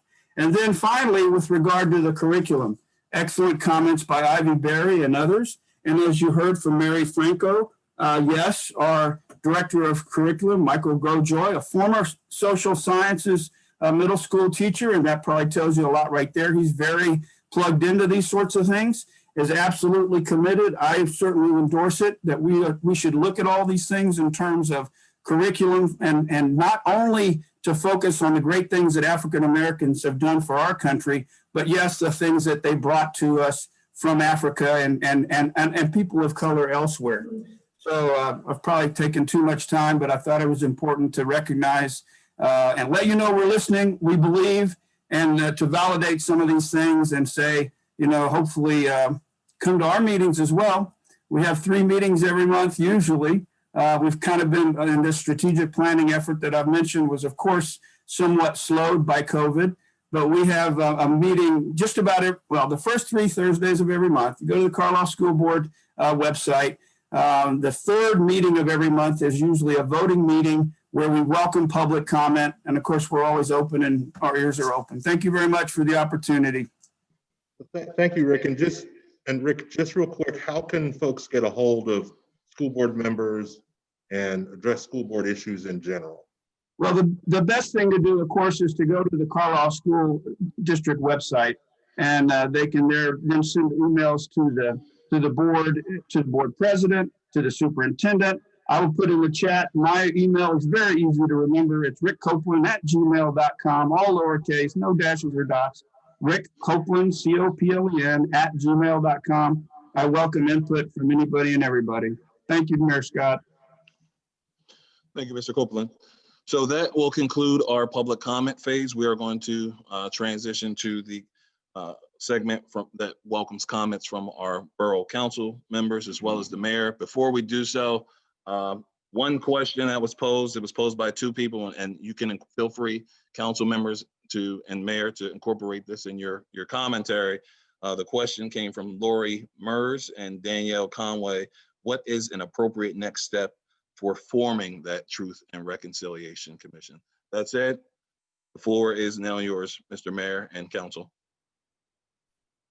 Thank you, Secretary Flood. And I just want to thank everyone, of course, for joining us this morning. I see we do have school board members. The superintendent is on the call, the dean of the law school, the president of Dickinson College, and other distinguished guests. So we really do appreciate everyone coming together today to help us understand and to begin to lay the groundwork for some solutions. I think I've said enough, so I'll hand it over to my colleagues. I'll just start calling on people. Deb Fulham-Winston. Like the mayor, I'd like to thank everyone who was able to join us today. This is a first step. This is just opening the door to the conversation. And it needs to be more than conversation, and we need to actually do something, because we've talked for a long time and now it's time to gain a better understanding and move forward in a very positive way. So I agree with Ms. Brown that we need to sit with this. We need to understand it, and we need to give people the time and the space to be able to bring their concerns to light so that we can, what is it? Light is the best antiseptic or something, disinfectant. And that's what we need on this subject is much more light and much more transparency.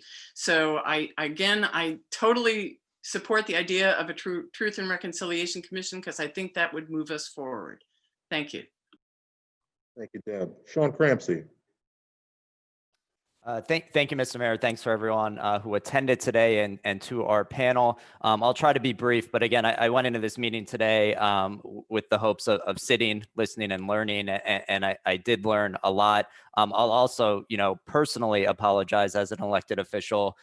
This did take way too long, and I think that's on us, and I think accountability is something super important. I wanted to circle back quickly on a conversation that was happening on what Borough Council can do as an elected body to check our bias and any discriminations we have. And I think my suggestion would be we work with the panel we have and everyone who joined today to create a training type program for every elected official in the borough. Once they get sworn in, it would be on them to take that. And then I think publicly we should publish, did they take that bias training or not? And then citizens of Carlisle can then look and hold us accountable and say, well, why didn't you take that? But I think we also need help. To Safrana's point, I don't think we should put the work on everyone else. It's on us. But I think, input from Tawanda, Sonia, Ivy, LaRock, and everyone else who had great points, I think would be huge for us moving forward, knowing that every elected official in the borough would go through a training process to hopefully help heal those scars. And then my last comment I'll make, I think we do need to move quickly with future meetings as much as possible. I would suggest hopefully we could have streamlined meetings on each topic. And I think a great starting point that Mr. Hudson brought up is maybe that first meeting is addressing those scars, because until we do that, it would be very hard to move forward. So I look forward to those conversations. I'll put my email in the chat box, but please keep this conversation going and feel free to reach out to me. Thanks.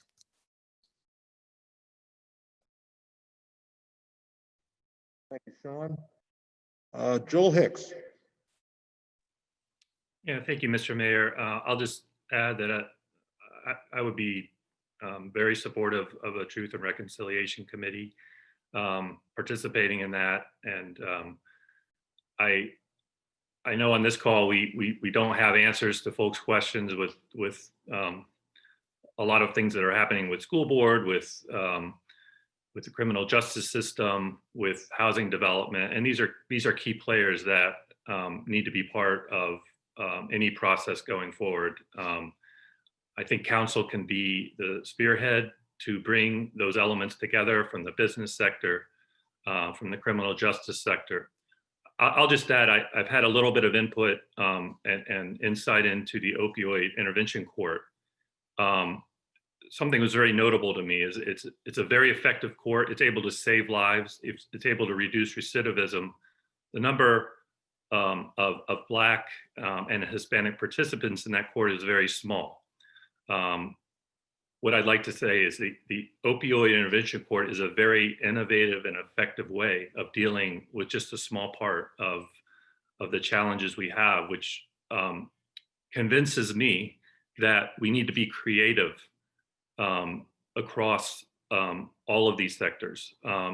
And I think part of the utility we could get out of a Truth and Reconciliation Board needs to actually highlight the fact that we need to be innovative going forward. And I think we need to make sure that we have every element of our governance, elected officials, and business community to be the linkage from that process. So thank you for that time, Mr. Mayor.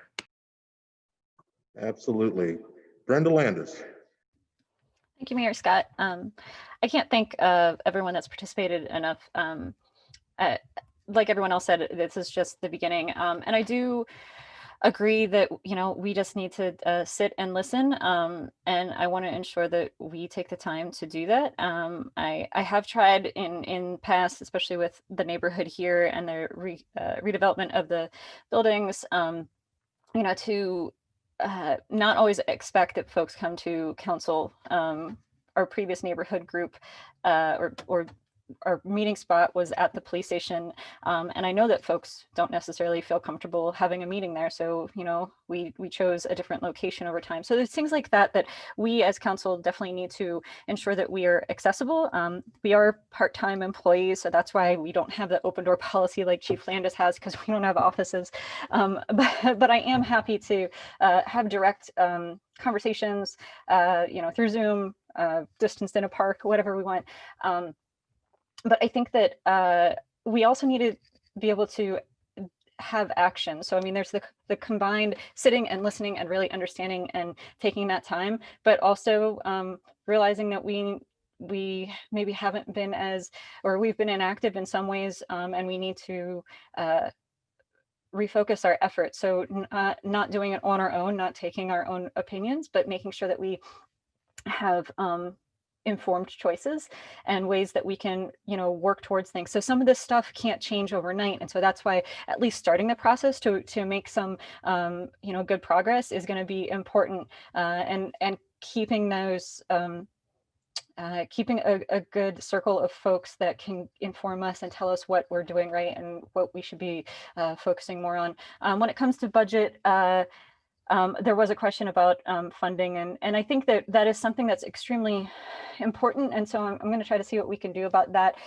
We do have the CDBG funds, which those are not the only funds that go into low and moderate income spaces. That's just funds that come from the state that are allocated specifically for that. But there's lots of funds within our budget that go across Carlisle. So I think that making sure that we can inform folks so they know what we're doing, and then they can, have a better understanding of how maybe we should adjust things going forward. So this is so hard to take it all in right now, but I am happy to have conversations further with anyone so that we could make sure that we don't lose track of something that's a priority. So thank you all.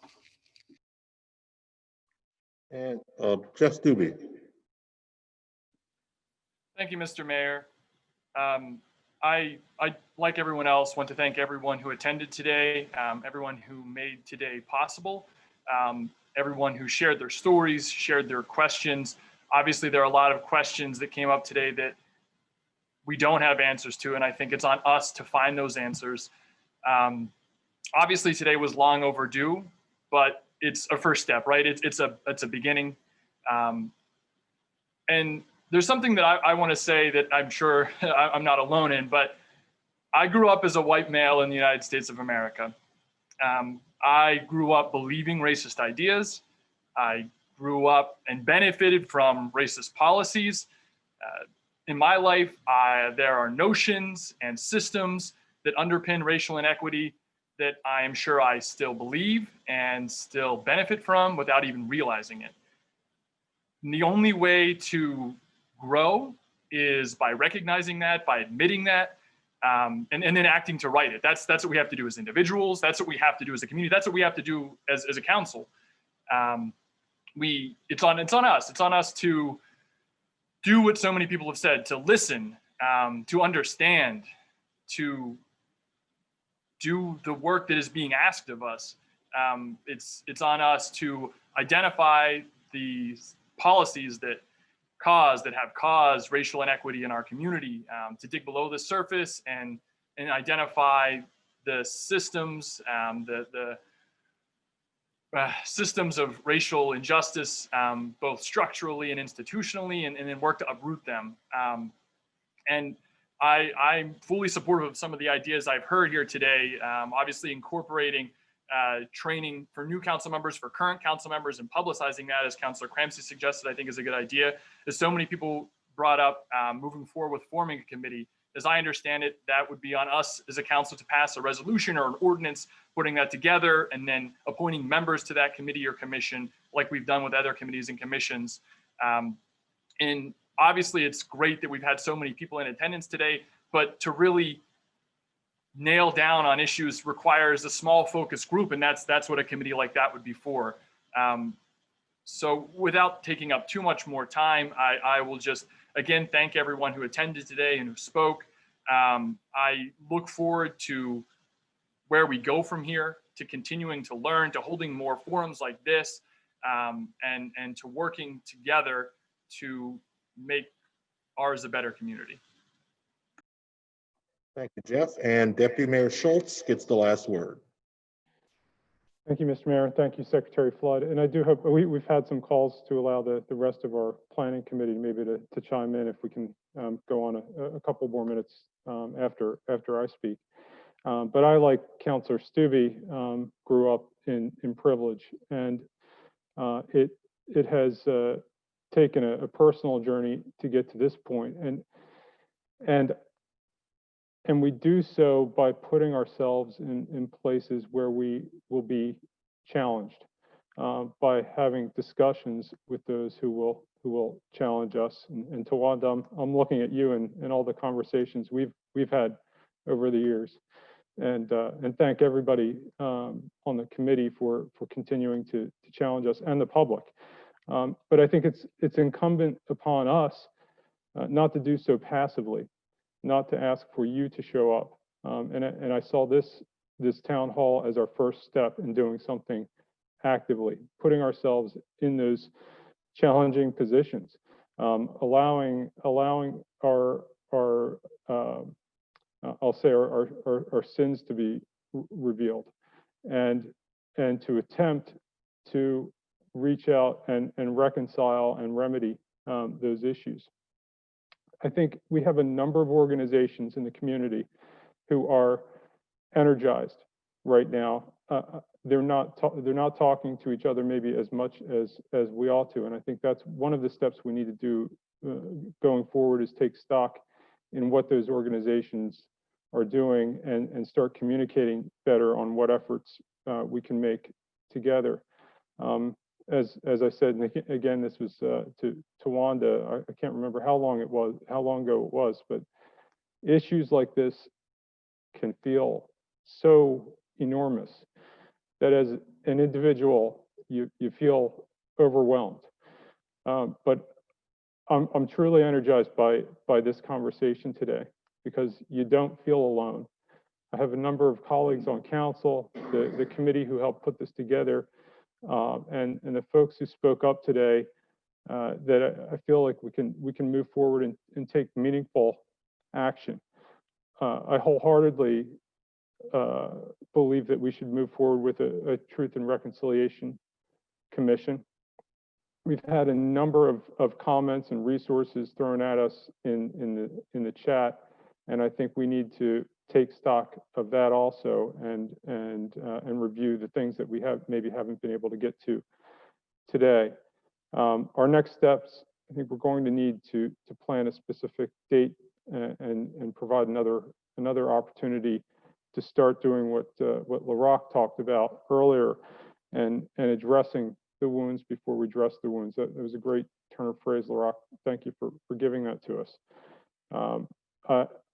I want everybody to know that I and all my colleagues on council, although we don't have doors, we do have an open door, but we all need to take a more active role in putting ourselves out there and giving the public the opportunity to speak to us and make ourselves hear those stories, so that we can continue, especially all of those who are white on council, can continue to challenge ourselves personally, because this has to be a continual personal journey for all of us if we are going to have our collective efforts have any meaningful impact on our community.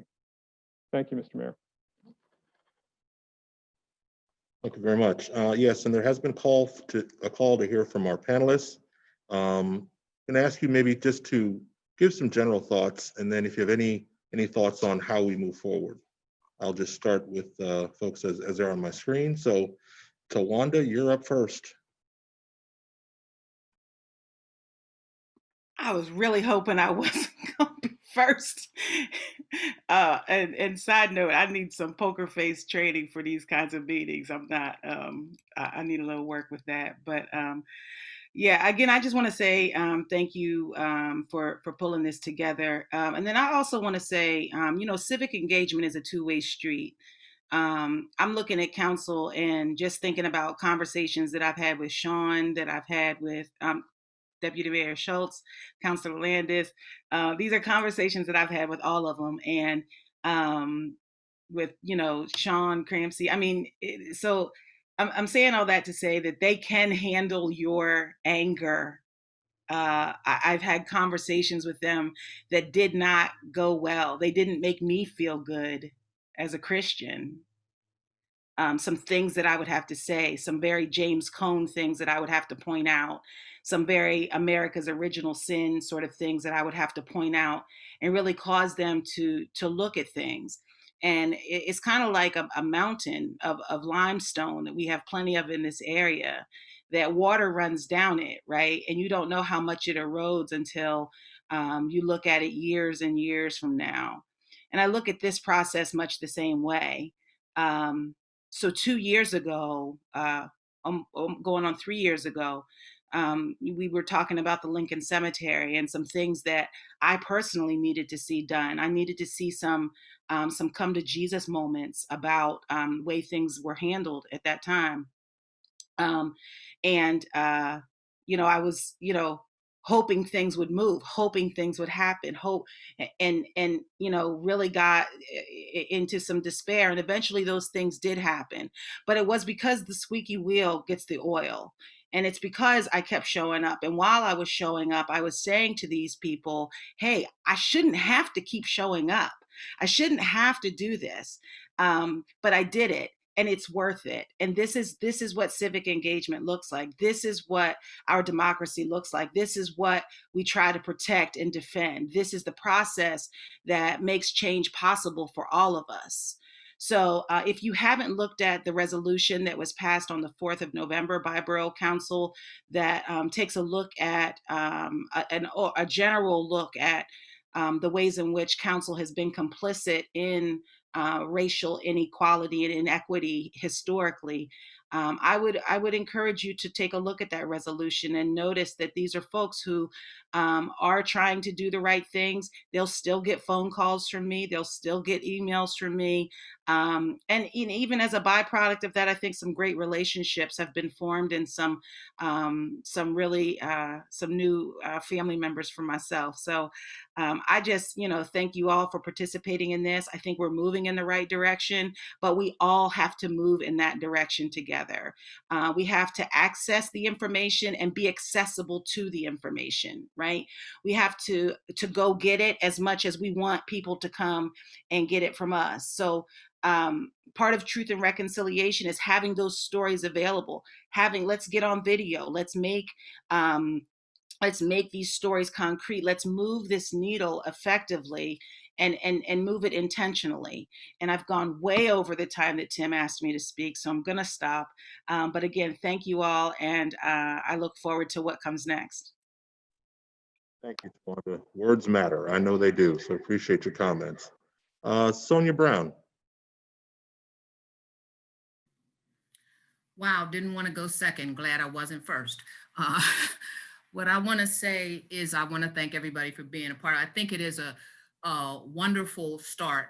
And I don't want to hold everybody long. I want to say to Borough Council and to anybody else who's now saying, well, where do we hear these stories? Where do we go? There were many opportunities presented, and I know because I presented some of them. When we were at the YW having community potluck discussions, I didn't see you there. And so I want you to look for places where you can go and look for places where you can hear these stories and where you can hear where your community is hurting and has needs. Also to other people who are on here saying, you know, we want to be a part of the solution. And it is true that it is up to white people to fix racism. It's not our issue to fix, but please don't start your own committees and commissions trying to fix it on your own when you don't know what needs to be fixed. And that has been my experience, that, you know, all these little committees popping up and there's nobody of color, you know, on the committee. So I'm a little confused about how you're going to do that when you don't really know what's going on. So I just want to encourage you. I kind of told you off a little bit, but also want to encourage you to look for opportunities, white people, to be a part of the solution. And to my Black and brown brothers and sisters, we have the opportunity to step up now and tell people our experiences and tell people our stories. And so if we don't, shame on us, because we're hearing our community say, let's be a part of the solution. Can I say to Mr. LaRock Hudson, very nice to meet you. And I hope that we see each other again. Thank you. Thank you, Sonia. Secretary Flood. Yeah, I'll keep it brief. And I was ready to go third too, by the way. So yeah, for me, you know, just echoing the sentiments of the two preceding speakers. For me, you know, I talked about not being a resident of Carlisle. And I think when we talk about truth and reconciliation, sometimes you need some outside eyeballs and ears, right? You need that objective party to come in and be able to call out when right is right and when wrong is wrong. You know, whether that's regardless of who the perpetrator is. So, you know, that's the role that I want to serve moving forward, just to be able to provide that objectivity when we have the discussion and when we begin to dig further and delve into those truths, how we go about reconciliation. So that's the role that I've committed to assume moving forward. And I hope council, as well as the mayor and deputy mayor, take me up on it. Oh, we will, don't worry. Reverend Berry. Good afternoon. Thank you again for this opportunity to serve. And what I would say is I hope that this isn't just a conversation, but I hope this is the beginning of a movement to make change in the Carlisle Borough, a movement for equality in education and healthcare and housing and employment and criminal justice. I just hope it's a movement where we don't just get off this line and then sit and wait for the next town hall to pop up. There are many pathways to change that are already implemented in the Carlisle community. I saw it in the chat, moving circles and not in our town, and the YWCA's racial coalition and what Dickinson College is doing. There's many things that we can already hop on and become engaged with.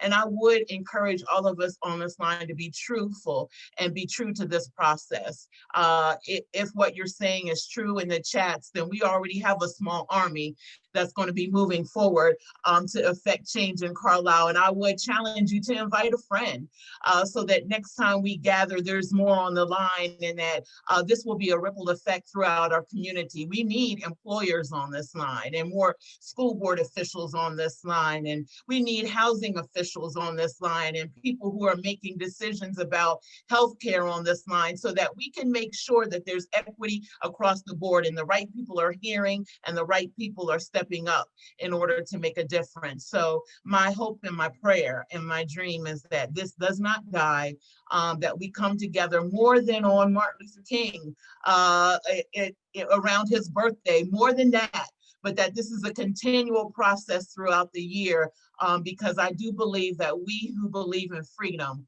cannot rest until it comes for everyone. Thank you for the opportunity to be involved today. Thank you, Reverend. Well said. Mr. Hudson.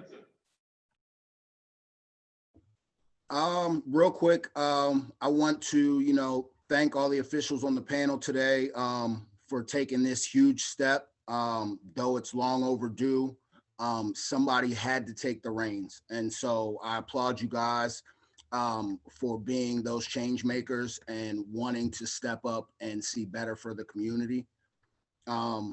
I would like to thank everybody that attended today. As we know, just the officials aren't going to be the ones to make the changes that we say that we want to see. It takes a cooperative, collaborative effort. So I'd like to apologize all of you as well. I think going forward, kind of to the point of what Sonia said, the next part of the process is, integrating by POC in these conversations and making sure that before any next steps are made, as far as policy, as far as any predictions in policy or even committees, you reach out and feel the heartbeat of those people whose lives you say you want to change. Until you make those personal connections and official connections, I'm just going to keep it frank, you don't have any place to speak for them. So I implore you guys to get out, get your minds together, and figure out how to approach those people, those subjects, without asking them, without making it laborious upon them. As we've recognized today, life has been laborious enough for them. It's been a burden for them, us. So I need you guys to look at it from a light of, this is your brother or your sister. And so you're not going to put any unwanted or unneeded burden upon them to find out what it is that they need. And so from my insight is the next gradual step. And then, once some of the people and officials on this panel who have more invested in Carlisle than me feel as though that's significant and satisfactory, then I think that you guys can move on. But you've got some great voices here. I look and implore you guys to use them as much as possible.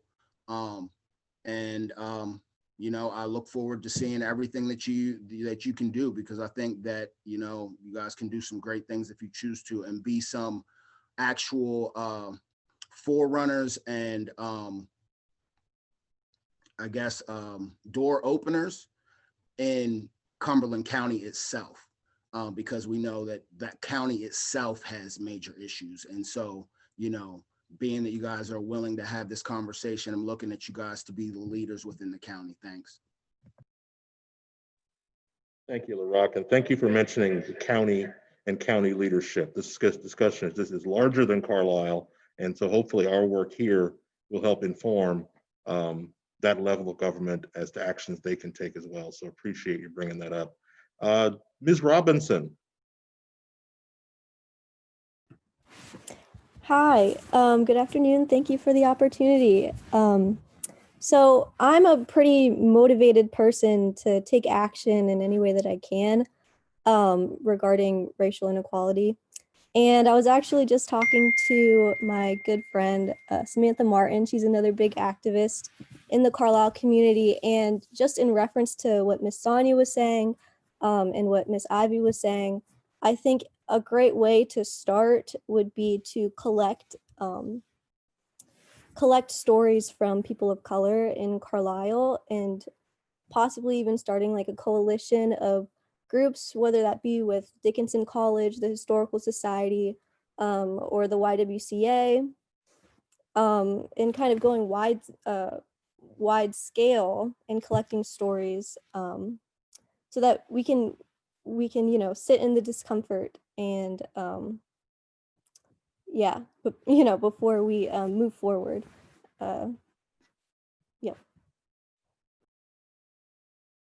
Thank you. Getting a lot of positive response to the idea of collecting stories. So thank you, Tatum. And Ms. Sophronia Perry, you get the last word.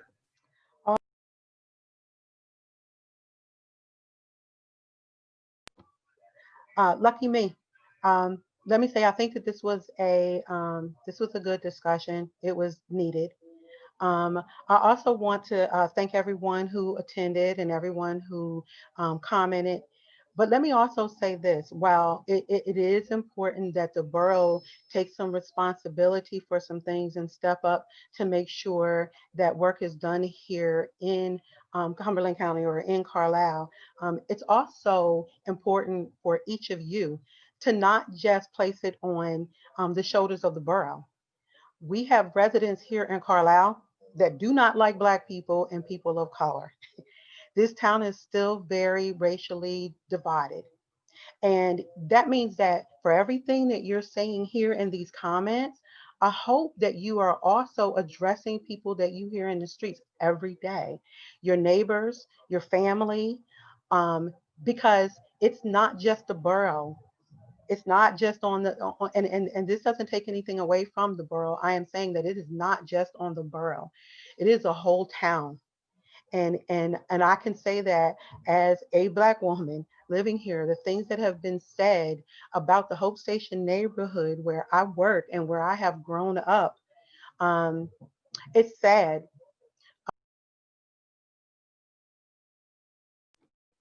I've seen comments that were made after a young Black man was killed. And some of the things that they said about the neighborhood was false. So while we're doing this work and while you are here, it shows that you want to be a part of this. It shows that you want to do the work, but please make sure that you're doing that outside of these forums. Make sure that you're doing that outside of what you're trying to put onto the borough. It has to be put on yourselves to speak out whenever you see it and whenever you hear it. That's the only way this is going to work, because we can put all the programs together that we want. I realize we're not going to reach everybody, but if you are not stopping people in their tracks when they are saying derogatory things behind our backs or in front of us, it's not going to help. So please make sure that you're doing that work. And I thank you again for attending this. I'm looking forward to the next one. They are important conversations that we're having. All right, thank you, Sophronia, for those words, and it's a great way to close it out. Before we adjourn today, as you know, this forum is technically a part of the MLK commemorative weekend, and we have Reverend Brown from the MLK Commemorative Committee. And Reverend Brown, if you'd like, I'd like to give you a couple minutes just to tell folks about what's going on for the rest of the weekend. See.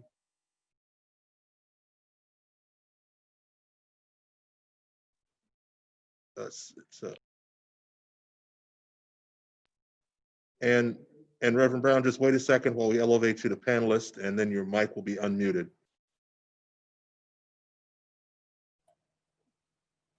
Okay, Mr. Brown, you can unmute your mic and you can speak.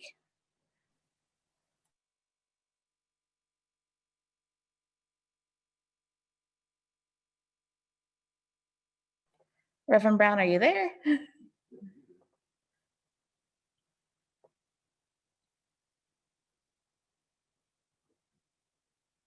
If you've unmuted, we can't hear you.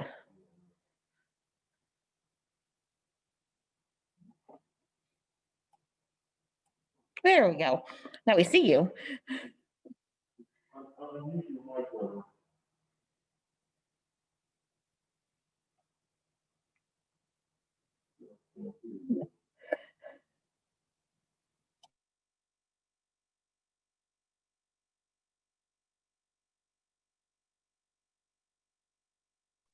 Having some technical difficulties, just hang with us for a second.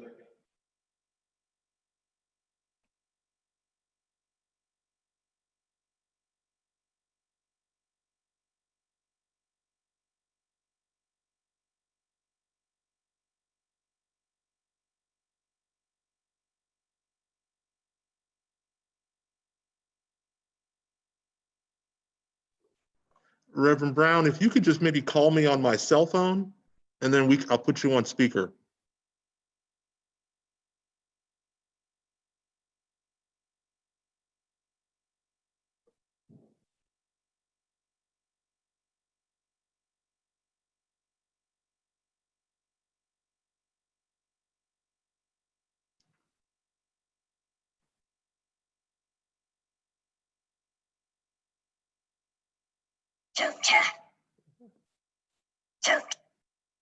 All right, Reverend Brown, you are on.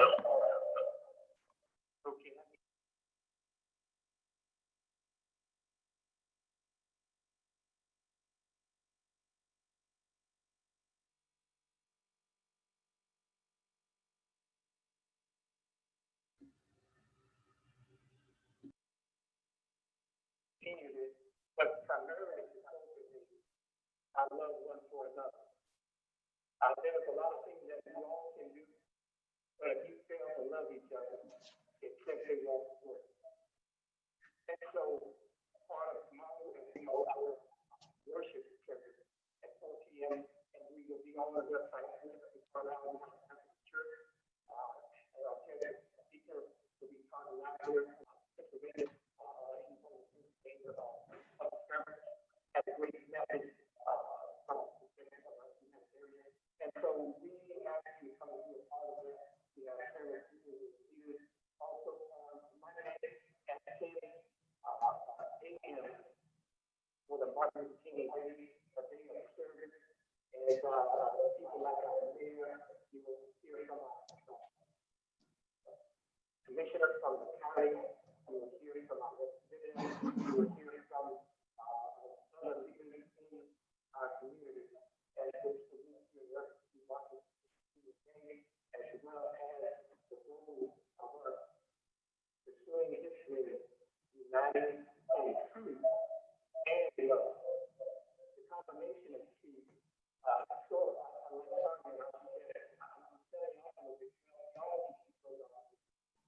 setting off with the and some of us have not spoken complete truth yet, even in the meeting. But when we get a complete truth, we begin to begin a solution as a factor. And so I just want to encourage you all to grasp all of these so that you can grasp a true solution. And so we know that all of that is love each other. And so that's why we want us to unify in truth and love. And I will have more how you can participate in the rest of the thank you.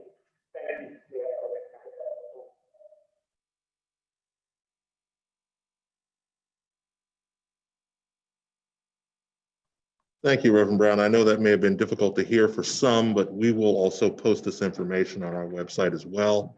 But the gist of it is 4 p.m. tomorrow, United Methodist Church website to view remotely the MLK commemorative ceremony. So, all right, well, thank you very much. Appreciate everyone for getting on today and having this discussion with us. Thank you to all the panelists, all the participants, all the guests, and we are adjourned. Thank you.